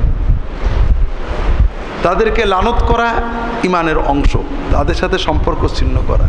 তৃতীয় হলো সাহাবীরা যেহেতু সব কাফের ছিলেন, কাজে সব হাদিস বাতিল, শুধু তাদের ইমামদের থেকে বর্ণিতগুলো ছাড়া। চতুর্থ হলো এটা অধিকাংশ যে এই কোরআন বাতিল, আসল কোরআন নাউজুবিল্লাহ ওসমান পুড়িয়ে ফেলেছেন। এখন এরপরে এই ধরনের বিশ্বাস যার আছে তার কি বলবেন, এটা আপনাদের ব্যাপার। তবে আমরা সরাসরি কাউকে কাফের বলতে চাই না, তো বাতিল বলাতে সমস্যা নেই। একান্নভুক্ত পরিবারে একটা কোরবানি দিলে হবে কি না? পরিবার অর্থ এটা নিয়েও আমরা বুঝি না। পরিবার অর্থ স্বামী, স্ত্রী, সন্তান মিলে যে পরিবার, এটাকে বলা হয় ইসলামী পরিবার। এদের পক্ষ থেকে একটা দিলেই হবে। ভাই বেরাদার 5 জনে 7 জনে আয় করে একসাথে খান, এটা ইসলামী কোনো পরিবার না। এটাকে এক পরিবার বলাও ইসলামী শরিয়াতের ভিতরে পড়ে না। আয় করে 5 জনে, প্রত্যেকের আয় আছে, ব্যাংক অ্যাকাউন্ট আছে, এক অন্নভুক্ত মানে এক পরিবার, এটা ইসলামী সিস্টেম না। এমনকি ছেলে বিয়ে দিলে তাকে বাপ মার সাথে একসাথে থাকতে হবে, এটা ইসলাম বলে না। ছেলের জন্য বাবা মায়ের খেদমত করা এটা ফরজ, সে একসাথে থেকেই খাক, আলাদা রেন্দেই খাক, বাপ মাকে খাওয়ানো সেবা করা ফরজ। এই ছোট পরিবার যেটা ইসলামী উসরা, বাবা মানে ছেলে মেয়ে স্ত্রী, বাবা মা যদি বিরুদ্ধ হয়ে যাওয়ার ভিতরে থাকতে পারে, এদের পক্ষ থেকে কোরবানি একটা দিলে হবে, এরকম হাদিস আছে। আমি নিয়মিত 5 ওয়াক্ত নামাজ জামাতে আদায়ের চেষ্টা করি, কিন্তু একদিন ভ্রমণের ক্রান্তি ঈশার নামাজ বাদ পড়ে যায়, আমি ওই নামাজ কখন কিভাবে কাজা করব? নামাজ কাজা করা আগে একটা প্রশ্ন করি, আপনি দৈনিক 3 বার খান না? একদিন সন্ধ্যার পরে ক্লান্ত হয়ে ঘুমায় পড়েছেন, রাত্রে ডিনার বা রাতের খাওয়াটা কাজা হয়ে গেল, ওটা কখন খাবেন? পরের দিন ডিনারের সময়, ঠিক না? কখন খাবেন বলেন না? যখনই ঘুম ভাঙবে তখন কি করেন? তাড়াতাড়ি খেয়ে নেবেন। খাওয়া বেশি গুরুত্বপূর্ণ না সালাদ বেশি গুরুত্বপূর্ণ? এটা হলো এখানের খাওয়ার, আর এটা হলো এখানের খাওয়ার। তো কাজেই ইমানের দাবি হলো খাওয়া কাজা হবে না যে কোনোভাবে, আল্লাহ সব তাইসির দিয়েছেন। যদি কখনো মনের অজান্তে নামাজ পড়বো, মা ঈশার আজানে উনি ঘুমিয়ে পড়েছি, ক্লান্ত হয়ে রাত 12টা 1টা 2টোয় আসছি যে আমি ফজর পড়বো, উঠতে পারিনি, এরকম অনিচ্ছাকৃত যদি হয়, আউয়াল সেই প্রথম ঘুম ভাঙার সঙ্গে সঙ্গে, অথবা মনে পড়া, কখনো ভুলেও হতে পারে, আপনার মনে আছে আপনি নামাজ পড়েছেন, হঠাৎ মনে পড়লে নামাজ তো পড়িনি, মনে পড়ার সঙ্গে সঙ্গে বা ঘুম ভাঙার সঙ্গে সঙ্গে সবচেয়ে আগে নামাজটা যদি পড়েন, তাহলে অনিচ্ছাকৃত কাজা হওয়ার গুনাহটা থেকে বেঁচে যাবেন, তবে ওয়াক্ত মতো পড়ার ফজিলতটা পাবেন না। আর যদি মনে হওয়ার পরেও দেরি করেন অথবা উঠার পরেও দেরি করেন, তাহলে আরও বড় ভয়ানক গুনাহ আপনার আমলনামায় জমা হবে। ফজরের সুন্নাত বাড়িতে পড়ে মসজিদে প্রবেশ করে ফরজ নামাজের পূর্বে সময় থাকলে তাহিয়াতুল মসজিদ পড়ব কি না, এই ক্ষেত্রে হাদিস দুই রকম, খেয়াল করেন। রাসূলুল্লাহ সাল্লাল্লাহু আলাইহি ওয়াসাল্লাম এক হাদিসে বলতে মসজিদে ঢুকলেই পড়বা, আর এক হাদিসে বলছেন ফজরের আজানের পর থেকে বেলা ওঠা পর্যন্ত ফজরের 2 রাকাত নামাজ ছাড়া আর কোনো নামাজ পড়বা না। আগের কথাটা কে বলেছেন? পরের কথাটা কে বলেছেন?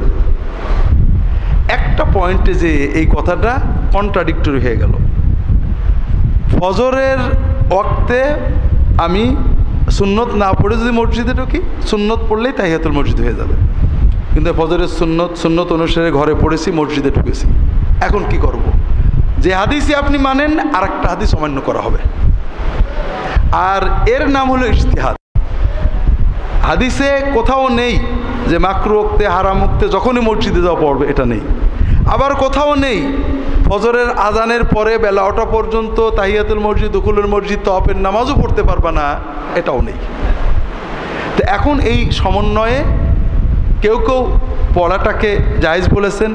আব্দুল্লাহ ইবনে ওমর এবং অনেক সাহাবী যে কোনো সময় মসজিদে ঢুকলেই মাকরুহ ওয়াক্ত নাজে যাই হোক, তারা বলতেন আম নফল নামাজ এই সময় পড়া যাবে না, কিন্তু এখন যেটা আমার উপরে সুন্নত বা ওয়াজিব হলো ওটা পড়া যাবে। এর বিপরীতে ওমর ইবনুল খাত্তাব রাদিয়াল্লাহু তাআলা আনহু এবং অনেকে এই সময় কোনো এই ধরনের নামাজ পড়তেন না। ফুকাহারাও এই দুটো মতেই আছেন, দুটোর পক্ষে হাদিস আছে, এটা ইজতিহাদ। কেউ পড়লে বাধা দেবেন না, আর কেউ না পড়লে যেহেতু হাদিসে নিষেধ আছে, তিনি একটা হাদিস আমল করছেন, এটাতে হলো না, হাদিস মানল না, তা আপনিও তো একটা হাদিস মানলেন না। হিল্লা বিবাহ সম্পর্কে বলুন, হিল্লা বিবাহ লানত। আল্লাহ রাসূল বলেছেন যে হিল্লা বিয়ে করে আর যার বউয়ের করল, দুজনেই মালাউন।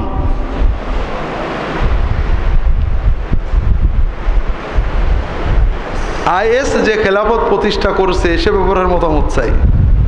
কথা হলো খেলাফত কি প্রতিষ্ঠা করেছে তারা, আর খেলাফত প্রতিষ্ঠার কথা আল্লাহ কোরআনে রাসূল কোথায় বলেছেন যে খেলাফত নামে একটা কিছু প্রতিষ্ঠা করতে হবে? খেলাফত একটা সিস্টেম, যেটা নেই আনতে হবে, এটা আমাদের সব ভুল ধারণা। এটা বিস্তারিত এখন বলতে পারবো না। মূল কথা হলো কোরআন সুন্নাহর আলোকে ওলামায়ে কেরাম বলেছেন যে খেলাফত বলতে মূলত বোঝে রাষ্ট্র ব্যবস্থা। খেলাফত নামেই হলো, আর মুলুকিয়াত নামেই হলো, আর জমহুরিয়াত নামেই হলো। রাষ্ট্র ব্যবস্থা ইসলামী সমাজে প্রতিষ্ঠিত রাখাকে ওলামায়ে কেরাম ফরজ বলেছেন। রাষ্ট্র ব্যবস্থা আছে। 2 নম্বর কথা হলো খেলাফতের কিছু বৈশিষ্ট্য আছে। রাসূলুল্লাহ সাল্লাল্লাহু আলাইহি ওয়াসাল্লাম সাহাবীরা সুন্নত পদ্ধতিতে যেটা করেছেন, আমরা আইএসের ভিতরে কিছুই পাচ্ছি না। রাসূলুল্লাহ সাল্লাল্লাহু আলাইহি ওয়াসাল্লাম যুদ্ধ চাননি। যারা সিরাতুন্নবী পড়েছেন, প্রত্যেক যুদ্ধের সময় রাসূলুল্লাহ সাল্লাল্লাহু আলাইহি ওয়াসাল্লাম এমনকি কর দিতে চেয়েছেন যে ওদের কিছু কর দিই, বছর বছর ট্যাক্স দিয়ে অন্তত যুদ্ধটা নাও। সাহাবীরা ঠেকাইছেন। যখনই সন্ধির সুযোগ পেয়েছেন সন্ধি করেছেন। রাসূলুল্লাহ সাল্লামের 10 বছরের নবুয়তি জিন্দেগিতে এত যুদ্ধ করেছেন যে মাত্র মুসলমান কাফের মিলে 1000 মানুষও মরিনি। কোনো যুদ্ধবন্দীকে তিনি হত্যা করেননি। বিচারের মাধ্যমে যেটা গেছে সেটা ভিন্ন কথা। এমনকি তালেবানদের ট্রিটমেন্ট শরিয়া সম্মত ছিল। আফগান তালেবান, আমি পাকিস্তান তালেবানদের কথা বলছি না। কিন্তু আইএসের ভিতরে এটা আমরা দেখছি না, আমরা জানি না, যেহেতু মিডিয়া নির্ভর। আসলে তারা কেমন কি আল্লাহ ভালো জানেন, কিন্তু যতটুকু মিডিয়া থেকে দেখছি এটা সুন্নতের সাথে মেলানো যাচ্ছে না। আল্লাহু আলাম। আপনি কোনো পাঞ্জাবি টুপি ও দস্তরখানকে জাগতিক বিষয় বলেন, খুব জরুরি বিষয়। জাগতিক আর ইবাদত, এটা হলো মুআমালাত। জাগতিক বা ব্যবহারিক আর হলো ইবাদত। এটার পার্থক্যটা কি আগে বুঝি। যে কাজ মানুষ হিসেবে করে, ধার্মিক করে অধার্মিক করে, আস্তিক করে নাস্তিক করে, হিন্দু করে মুসলমান করে, খ্রিস্টান করে বৌদ্ধ করে, এটাকে বলা হয় জাগতিক কাজ। যেমন নামাজ পড়া, রোজা রাখা। এগুলো হিন্দু মুসলমান সবাই করে। আর ইবাদত হলো যেটা জাগতিক কোনো প্রয়োজনে না, আল্লাহকে খুশি করার জন্য করে, যে আস্তিক সেই করে এবং যে ধর্মে বিশ্বাস করে সেই ধর্ম অনুযায়ী। যেমন পোশাক পরিচ্ছদ, বাড়িঘর, পানাহার, এগুলো তো শুধু মুসলমানরাই করে। আমি দস্তরখান, পাঞ্জাবি, টুপিকে জাগতিক বলিনি, আমি পোশাক, বাড়িঘর, পানাহারকে জাগতিক বলি। এগুলো জাগতিক বিষয়। আর জাগতিক বিষয়ে দায়রাটা অনেক বড়। রাসূলুল্লাহ যেটা করেছেন যতটুকু গুরুত্ব দিয়ে ততটুকু সুন্নত, যেটা করেন উনি নিষেধ করেননি সেটা জায়েজ, যেটা নিষেধ করেছেন সেটা না জায়েজ। যেমন রাসূলুল্লাহ সাল্লাল্লাহু আলাইহি ওয়াসাল্লাম ফ্যান, লাইট, কংক্রিট, বিল্ডিং এগুলো করেননি, নিষেধও করেননি। এমনকি তা যেটা করেননি দুই রকম, একরকম তার সময় ছিল না, প্লেন চড়েনি, প্লেন তার জায়গায় ছিলই না, লাইট ব্যবহার করে লাইট ছিলই না।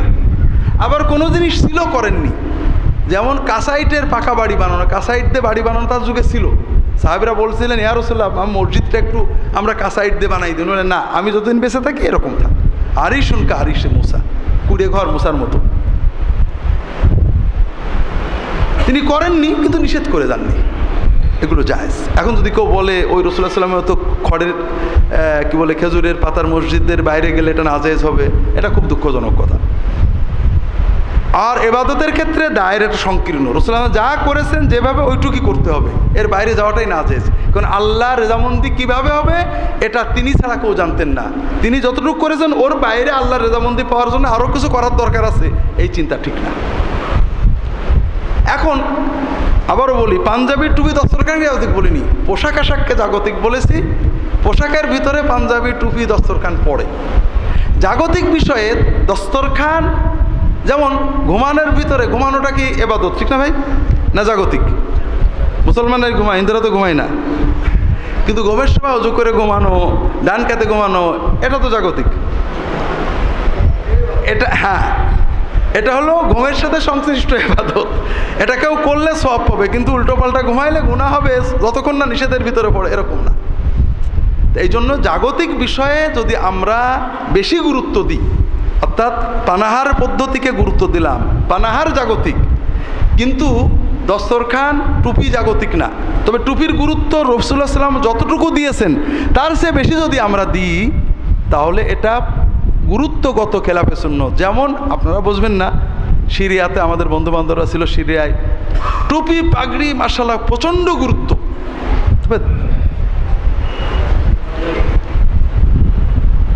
আল্লামা, হজরত, ইমাম, খতিব, কোনো তালবেলেম মাদ্রাসা আছে তো, যদি টুপি পাগড়িটা সুন্দর করে না পড়ে খুব রাগ করে, হাদিস শোনাই নবীজি টুপি পাগড়ি।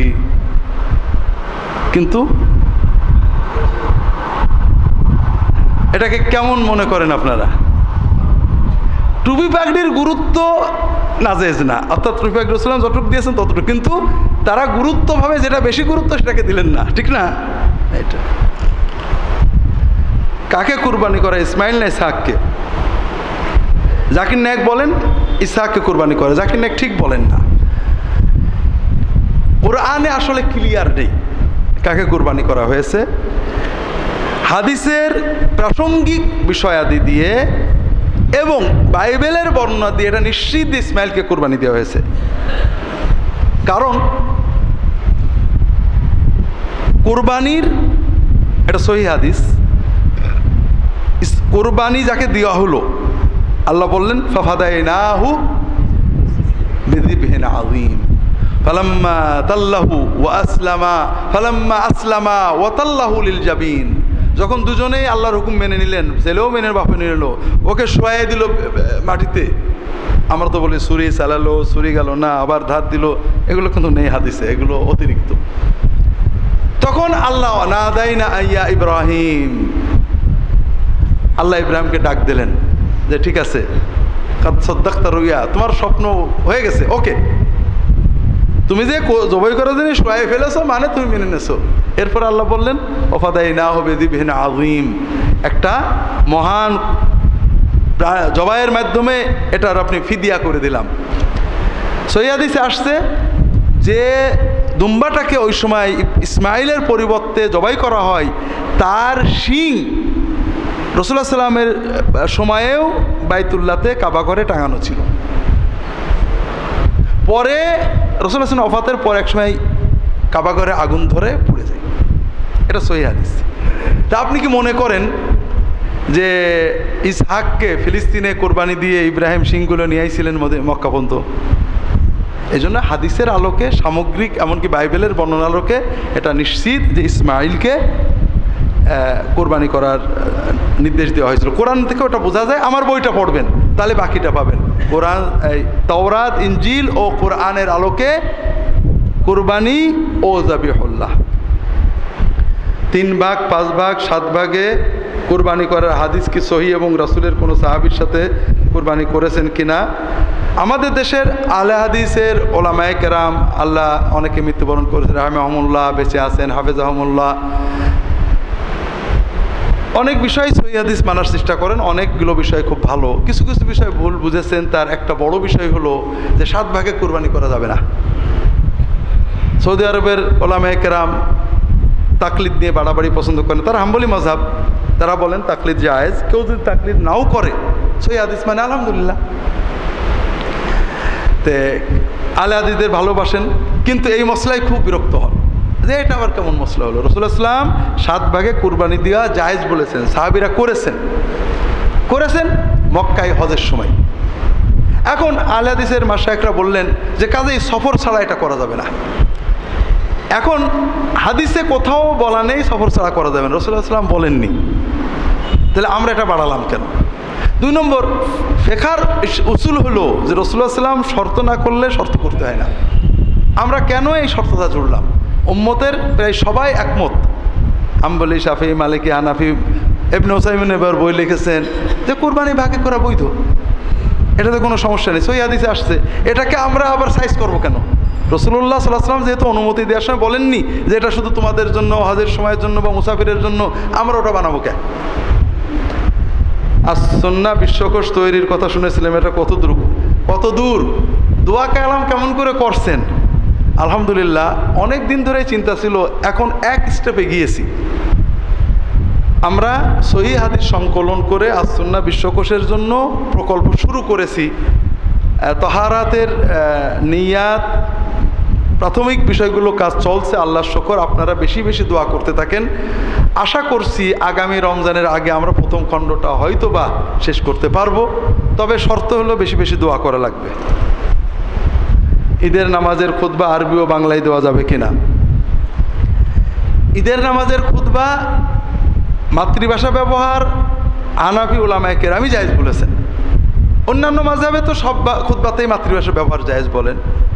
দ্বিতীয়ত, ঈদের নামাজের খুতবা তো নামাজের পরে দিতে হয়। আপনি বাংলায় খুতবা দিয়ে বাংলা ওয়াজ করলেন, সমস্যাটা কি? সবই তো এক। দেখা যাচ্ছে হজে যাওয়ার পূর্বে সন্তানদের মাঝে জমাজমি বন্টন করে দেওয়া হচ্ছে, এরকম কি? এটা ঠিক না। আল্লাহর মিরাসি নিয়মে তারা পাবে, তো বন্টনের দরকার কি? আর বন্টন যদি করতেই হয় 2 রকম, একটা হলো বন্টক নামা, তাহলে মিরাসি সিস্টেমে করতে হবে, কোনো জুলুম যেন না হয়। আর একটা হলো হাদিয়া দিয়ে যাচ্ছেন, তাহলে ছেলে মেয়েদের ভিতরে ইনসাফ করতে হবে। পেনশনের টাকা বেশি দিলে সুদ হবে কিনা? মূল টাকার চেয়ে পেনশনের টাকা তো মূলের সাথে সম্পর্ক না, প্রভিডেন্ট ফান্ডের টাকা মূলের সাথে সম্পর্ক। পেনশন তো সরকার আমার কর্মের বিনিময়ে দেয়, বেশি দেওয়ার জন্যই তো আমার কন্ট্রাক্ট, আজীবন আমার পেনশন খাওয়াবে। আমি 20 বছর তার কাম করেছি, বাকি 50 বছর জামাইদেরকে খাওয়াবে, এই চুক্তিতেই তো কাজ করেছি, ওটা তো আমার বেতন, পেনশন বেতন। হ্যাঁ, প্রভিডেন্ট ফান্ডের বিষয়টা, প্রভিডেন্ট ফান্ডের যে অতিরিক্ত দেওয়া হয়, এটা কি কর্মের বিনিময়ে না টাকার বিনিময়ে সুদ হবে কিনা, আলেমদের ভিতরে মতভেদ আছে। আধুনিক বিষয়, অনেক আলেমই বলেন এটা কর্মের বিনিময়ে, টাকার বিনিময়ে না। আমার টাকা নিচ্ছে, তবে যে বৃদ্ধিটা হচ্ছে আমার চাকরি থাকার কারণে, কর্মের বিনিময়ে। কাজেই সরকার কীভাবে বাড়ালো এটা বিষয় না, আমার বৃদ্ধিটা জায়েজ। কেউ বলছেন না, এটা সুদ নামে যেহেতু বাড়ানো হচ্ছে, এটা খাওয়া যাবে না। সুদ দিয়ে চাকরি, ঘুষ দিয়ে চাকরি করা জায়েজ কিনা? যোগ্যতা আছে, ঘুষ ছাড়া চাকরি হচ্ছে না, এক্ষেত্রে ঘুষ দিয়ে আমরা জায়েজ বলবো না, তবে চাকরি জায়েজ। ঘুষ আপনি মাজুর হয়ে দিয়েছেন, আল্লাহর কাছে তওবা করবেন, আশা করা যায় মাফ করবে। হিলা বিবাহ বলেছি, একত্রে 3 তালাক দিলে কি 1 তালাক হবে? একত্রে 3 তালাক দিলে 3 তালাকই হবে, এটা হানাফি, শাফিঈ, মালিকি, হাম্বলি, শায়ের মাযহাবের সকল ফকিহের মত এবং সৌদি আরবের শেখ আব্দুল্লাহ ইবনে বাজ সহ অধিকাংশ ফকিহের মত। এর বিপরীতে হাম্বলি মাযহাবের বড় ফকি ছিলেন ইমাম ইবনে তাইমিয়া রাহিমাহুল্লাহ। তিনি সহিহ মুসলিমের একটা হাদিসের আলোকে বলেছেন একবারে 3 তালাক দিলে 1 তালাক হবে। এটাও পরবর্তী অনেক আলেম গ্রহণ করেছেন, সৌদি আরবের কোনো কোনো আলেম এই মত গ্রহণ করেছেন। হায়াত কিবারুল উলামার ভিতরে 2-1 জন আমি জানি।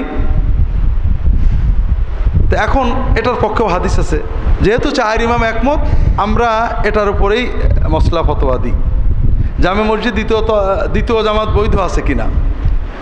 দ্বিতীয় জামাত মূলত বৈধ না, তবে বিশেষ বিশেষ বিষয়ে বৈধ হতে পারে। সেটা হলো, যে মানুষটা মহল্লায় বাস করে, প্রথম আজান শুনেছে, জামাতে আসেনি, যে একটু পরে যে 8টা জামাত করে নেব, এ মূলত একটা কবিরা গুনাহ করেছে। এর জন্য যদি দ্বিতীয় জামাত বৈধ হতো, তাহলে তো রাসূলুল্লাহ সাল্লামের হাদিস মিলতো না। তিনি বলছেন, আমার ইচ্ছা হয় যে একজনকে আজান দিতে বলি, খড়ি কুড়িয়ে এনে রাখি, আর একজন বলি নামাজ পড়তে, যে দেখি নামাজের জামাতে যারা আসেনি তাদের বাড়িতে আগুন ধরাই দেবো। এখন তারা যদি বলতো যে হুজুর এত ব্যস্ত আছেন, আমরা পরে জামাত করবো, যে দ্বিতীয় জামাত হবে নাকি? জামাত মূলত একটা, মুসলমানের জামাত সবসময় এক, ঐক্য। তবে এই জন্য প্রথম বিষয় বুঝেছেন, রেগুলার মসজিদ মহল্লার মুসল্লিরা পড়ে, আজানে এসে সময় মতো আসেনি, লেট করে এসে আবার জামাত করছে, এটা কঠিনভাবে সুন্নাহ বিরোধী। আর একটা হলো রাস্তার পাশে মসজিদ অথবা বাজারের মসজিদ, মূল আজান একামতের সময় ছিল না, পথে ছিল, গাড়ি থেমেছে, পথে বাজারে এসেছে, এখন মসজিদের প্রথম জামাত হয়ে গেছে, এরা জামাতে নামাজ পড়বে না, এটা সুন্নাহ বিরোধী কথা। আমি একজন খুব মশহুর আলেমকে বলছি, আমরা সফরে একসাথে আছি, বলছি যে দ্বিতীয় জামাত আমরা তো মুসাফির, পথে পড়বো। বলে না, পড়া যাবে না, নস দেন। তো নস আছে, আমি বলছি পরে, জামাতে নামাজ একটা ওয়াজিব সুন্নত ইবাদত, এটা যে অমুক সময় পড়া যাবে না, এটা তো নস লাগবে। একটা মুমিন জামাতে নামাজ পড়বে যে অবস্থায় থাক, একা পড়তে হবে, জামাতে আমি করতে পারি না, এই নসটা কই? এরপরে নস আছে। আনাস ইবনে মালিক রাদিয়াল্লাহু, বুখারী শরীফের হাদিস, তিনি যাচ্ছেন, যাইতে যাইতে এক মসজিদে পৌঁছেছেন, দেখেন সেখানে আজান একামত হয়ে নামাজ হয়ে গেছে, তিনি আবার আজান দিয়েছেন, একামত দিয়েছেন, জামাতে নামাজ পড়েছেন। এই জন্য বাজারে, হাটে, রাস্তার পাশের মসজিদে, যেহেতু যারা পরে আসছে তারা গুনাহ করেনি, তারা আজান শুনে অবহেলা করেনি, তারা আসছেই পরে জামাত করতে পারবে। আমাদের মুতামাক্কাদ্দিমিন ফুকাহারা, হানাফি, অন্যান্য মাযহাবে এটাই বলেছেন। মুতাআক্খিরিনরা আবার শর্ত করেছেন, শর্ত হলো মসজিদে ইমাম রেগুলার থাকতে হবে না ইত্যাদি। এই শর্তগুলো অকারণে একটা সুন্নতকে মেরে ফেলা। 4 মাযহাবি সহিহ আহলে সুন্নাত ওয়াল জামাত অন্তর্ভুক্ত হাদিস সমূহ থেকে ইস্তেমবাদকৃত মাসালাগুলো গ্রহণযোগ্য যদি কখনো কখনো একে অপরের মধ্যে ব্যবহৃত হয়। আমি যদি নির্দিষ্ট এক মাযহাব না মেনে আমার সুবিধা অনুযায়ী কোনো মাযহাব থেকে আমল করি, তাহলে আমার ইসলাম মানাতে আরও বেশি সহজ হয়, যেহেতু প্রত্যেককে ইমামের সহজ হাদিস সহিহ, সব হাদিস সহিহ, এতে ইসলাম আমার অনুমতি দেবে কি? আমাকে একজন প্রশ্ন করছে, মিশরের লোক সৌদি আরবে হানাফি মাযহাবে মেয়েদের মুখ খোলাকে বৈধ বলেছে, শাফিঈ মাযহাবে মুখ ঢাকা, হাম্বলি মাযহাবে মুখ ঢাকা ফরজ। তো বলছে যে আমরা যদি শাফিঈ মাযহাব, এটা হানাফি মাযহাব সহজ, যেটা সহজ হলো মানলাম, অসুবিধে কি? বলে কোনো অসুবিধে নেই, তুমি সহজের ইবাদত করলে, আল্লাহর না। ও কার ইবাদত করছে? সহজের ইবাদত করছে। যে কথাটা এখানে লিখেছেন যে সব ইমামের কথা সহিহ, কথাটা ঠিক না, সবাই হাদিস সম্মত করে দেননি, ইজতিহাদ। আপনি দুটোর একটা, আপনি দলিলগুলো বুঝে কোনটে রাজে, কোনটে মারজু, সহিহ, কোনটে জয়ীফ বুঝে যদি করেন কোনো সমস্যা নেই। আর যদি সহজ খুঁজে করেন, তাহলে আপনি তো সহজের ইবাদত করছেন, আপনি আল্লাহর ইবাদত করছেন না। অনেক মানুষ বলে উপরে আল্লাহ, নিচে অমুক ইল্লা, এটা বলা শিরক কিনা? জি, এটা শিরক। বলতে হবে আল্লাহ ভরসা, এরপরে অমুক আমার, আমি তার উপরে আস্থা রাখি। যখন আমি উপরে আল্লাহ, নিচে, এটা শিরক। এখন দেখা যায় যে ফেসবুক সহ বিভিন্ন জায়গায় ব্যাপক হারে মানুষের মাঝে অপ্রয়োজনীয় ছবি তুলতে, আপলোড করতে দেখা যায়। এক্ষেত্রে দিনদার মানুষ পিছিয়ে নেই, অপ্রয়োজনীয় স্টিল পিকচারের ব্যাপারে শরীয়তের মাসালা কি? আসলে আল্লাহ রসুল সাল্লাল্লাহু আলাইহি ওয়াসাল্লাম বলছেন, ইযা নাহাইতুকুম আন শাইইন ফাশতানিবু। ছবি রাসূলুল্লাহ নিষেধ করেছেন, ছবি রাসূলুল্লাহ সাল্লাল্লাহু আলাইহি ওয়াসাল্লাম নিষেধ করেছেন, কাজেই আমরা এটাকে জান দিয়ে অ্যাভয়েড করব। এটাই তো ঈমানের দাবি।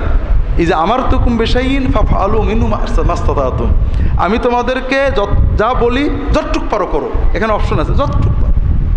ওয়া ইযা নাহাইতুকুম আন শাইইন ফাশতানিবু, যদি নিষেধ করি এটাকে বর্জন করো। ছবি রাসূলুল্লাহ নিষেধ করেছেন, আমরা বর্জন করো, যত রকম আছে। হ্যাঁ, মেশিনের ভিতরের ছবি ইত্যাদিকে উলামায়ে কেরাম বলছেন শতভাগ ছবির হুকুমে পড়বে না। তারপর এটা অপ্রয়োজনে করব কেন? কি দরকার আছে আমার? যেমন মদ আল্লাহ হারাম করেছেন, অনেক ফকি বলেছেন আঙুরের তৈরি হলে সেটা শতভাগ মদ, যদি জবের তৈরি হয় এটা নাবিজ নাম, এটা মদের 16 আনা হুকুমে পড়বে না। এটা যেটুকু খেলে মাতাল হবে ওইটুকু হারাম, এর আগেরটুকু হালাল। এটা হলো ফুকাহাদের, মানে একটা বিষয়কে হারাম বলতে গেলে সেই বিষয়ের হারাম হওয়ার কারণটা শতভাগ ওখানে থাকতে হবে। ছবি রাসূলুল্লাহ নিষেধ করেছেন, তবে দেখা যায় কোনো কোনো সাহাবী ছোট কিছু আঙুলে পড়েছেন, আবার কেউ ছবির মতো কিছু হালকা পুতুল খেলা করতে অনুমতি দিয়েছেন। এইটুক মিলিয়ে তারা বলেন ছবি হারাম। তবে যেটা ছবির মতো দেখা যায় না, অথবা বর্তমানে যেটা মেশিনে থাকে, মেশিন বন্ধ করলে আর দেখা যায় না, ছোটো ছোটো ছোটো ছোটো অস্পষ্ট ক্লিপগুলো থাকে, একসাথে না জড়ালে কোনো ছবি হয় না, এগুলো ছবির হুকুমে পড়বে না। না পড়লেও ছবির মতো তো হচ্ছে, তা আমরা অপ্রয়োজনে করবো কেন? এটা আমার কাছে খুবই খারাপ। আমি নিজে এখন পর্যন্ত ইচ্ছা করে ছবি তুলতে পারি না, যেটা প্রয়োজন এই ছবির সামনে বসে আছি। আমি নিজে কোথাও যে ক্যামেরা দিয়ে বা মোবাইল দিয়ে প্রাণী বা কিছু ছবি তুলেছি, আমার তবিয়তে আসে না। দার্জিলিং ইসলাম অনেক ছবি তুলতে, এখন তাদের কথা যে এটা তো ভিতরে থাকবে, কেউ বের করবে না, মেশিন ছাড়া দেখা যাবে না, কাজে জায়েজ হতেও পারে, আমি পারি না। তবে ওই পাহাড় টাহাড় এগুলো দু একবার একটু দেখছি।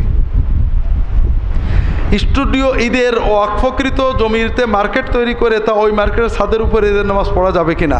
যিনি ওয়াকফ করেছেন তার নিয়তের উপরে, যদি ওয়াকফটা জমি করে থাকেন তার উপরে মার্কেট করা যাবে না। আর যদি তিনি নিজেই মনে ওয়াকফ করেন যে একটা মার্কেট করব, মার্কেটের ছাদটা ঈদ হবে, ঈদের মাঠ হবে, এটা হতে পারে।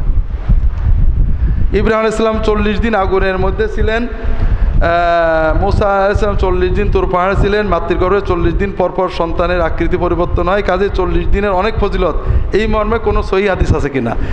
এই কথাগুলোই বেদাতের উৎস। বিষয় হলো আল্লাহ তাআলা যে ইবাদত দিয়েছেন, এক ইবাদতের উপরে আর এক ইবাদতের কিয়াস করা যায় না। এহরামের কাপড় রাসূলুল্লাহ সাল্লাল্লাহু আলাইহি ওয়াসাল্লাম পরেছেন, সারা বছর পরতেন। মুসা নবী এহরামের কাপড়, ইব্রাহিম নবী এহরামের কাপড় পরেছেন, রাসূলুল্লাহ হজের সময় এটা পরেছেন, মদিনায় পরেছেন। কাজেই এহরামের কাপড়ের অনেক গুরুত্ব। আমি এখন থেকে নামাজ এহরাম ছাড়া পড়ব না, এটা কি হবে? হ্যাঁ, ওলামায়ে কেরাম বলো বেদাত হবে। কারণ হজের সময় এহরামের কাপড় রাসূলুল্লাহ সাল্লাল্লাহু আলাইহি ওয়াসাল্লাম ইলতিজাম করেছেন, এহরাম ছাড়া আর কিছু পরেননি। আর মদিনাতে এহরাম থাকলে এহরামই পড়েছেন, পাঞ্জাবি থাকলে পাঞ্জাবি পরেছেন, ইলতিজাম করেননি। কাজেই এই ইলতিজামটা বিদআত। তো এই জন্য 40 দিন ইব্রাহিম নবী আগুনে ছিলেন, এর কোনো সহিহ রিওয়ায়াত নেই। 40 দিন মুসা আলাইহিস সালাম তুর পাহাড়ে ছিলেন, কোরআনে আসছে। 40 দিনে মাতৃ করবে, কিন্তু এর দ্বারা 40 দিনের আলাদা কোনো ফজিলত প্রমাণ হয় না। যেমন আমরা এখন থেকে নিয়ত করলাম রমজান, এখন রোজা 40 দিন রাখবো, ওকে, এত ফজিলত। আমরা এই জন্য এবাদতকে এক এবাদত আর এক এবাদত দিয়ে যুক্তি দিয়ে তর্ক দিয়ে করতে হয় না। যেটা আল্লাহ নবী সাল্লাল্লাহু আলাইহি ওয়াসাল্লাম যেভাবে ওইভাবে করতে হয়। যেমন রাসূলুল্লাহ সাল্লাল্লাহু আলাইহি ওয়াসাল্লাম বলেছেন 40 দিন যদি কেউ 5 ওয়াক্ত নামাজ তাকবীরে উলা সহ জামাতে পড়ে, আল্লাহ তাআলা তাকে মুনাফিকি থেকে এবং জাহান্নাম থেকে মুক্তি দেবেন। সহিহ হাদিস। এখানে 40 দিনের আমল পেলাম, কিন্তু 40 দিন কেউ একটানা কোরআন পড়লে এরকম হবে কোনো হাদিসে নেই, আমি যুক্তি দিয়ে বানাতে পারি না। 40 দিনে যদি কেউ কোরআন এক খতম করে সেইটা পাবে, যেহেতু 40-এর ফজিলত আছে, এটা বাজে কথা। একটি বইয়ের শিরোনাম লেখা আছে মাজার ত্যাগের পরিণতি ইসলাম ত্যাগ। কথাটা কতটুকু? মাজাব ত্যাগের পরিণতি মাজাব, আমি তার মাজার ধরছিলাম। আমার জানা নেই এটা উনি কি লিখেছেন জানি না। মাযহাব যদি কেউ আলেম হয়ে ত্যাগ করতে পারে, আর কেউ যদি নিজের হাওয়া অনুসারে যে এটা ভালো লাগলো না, এটা এটা এটা এটা খারাপ জিনিস।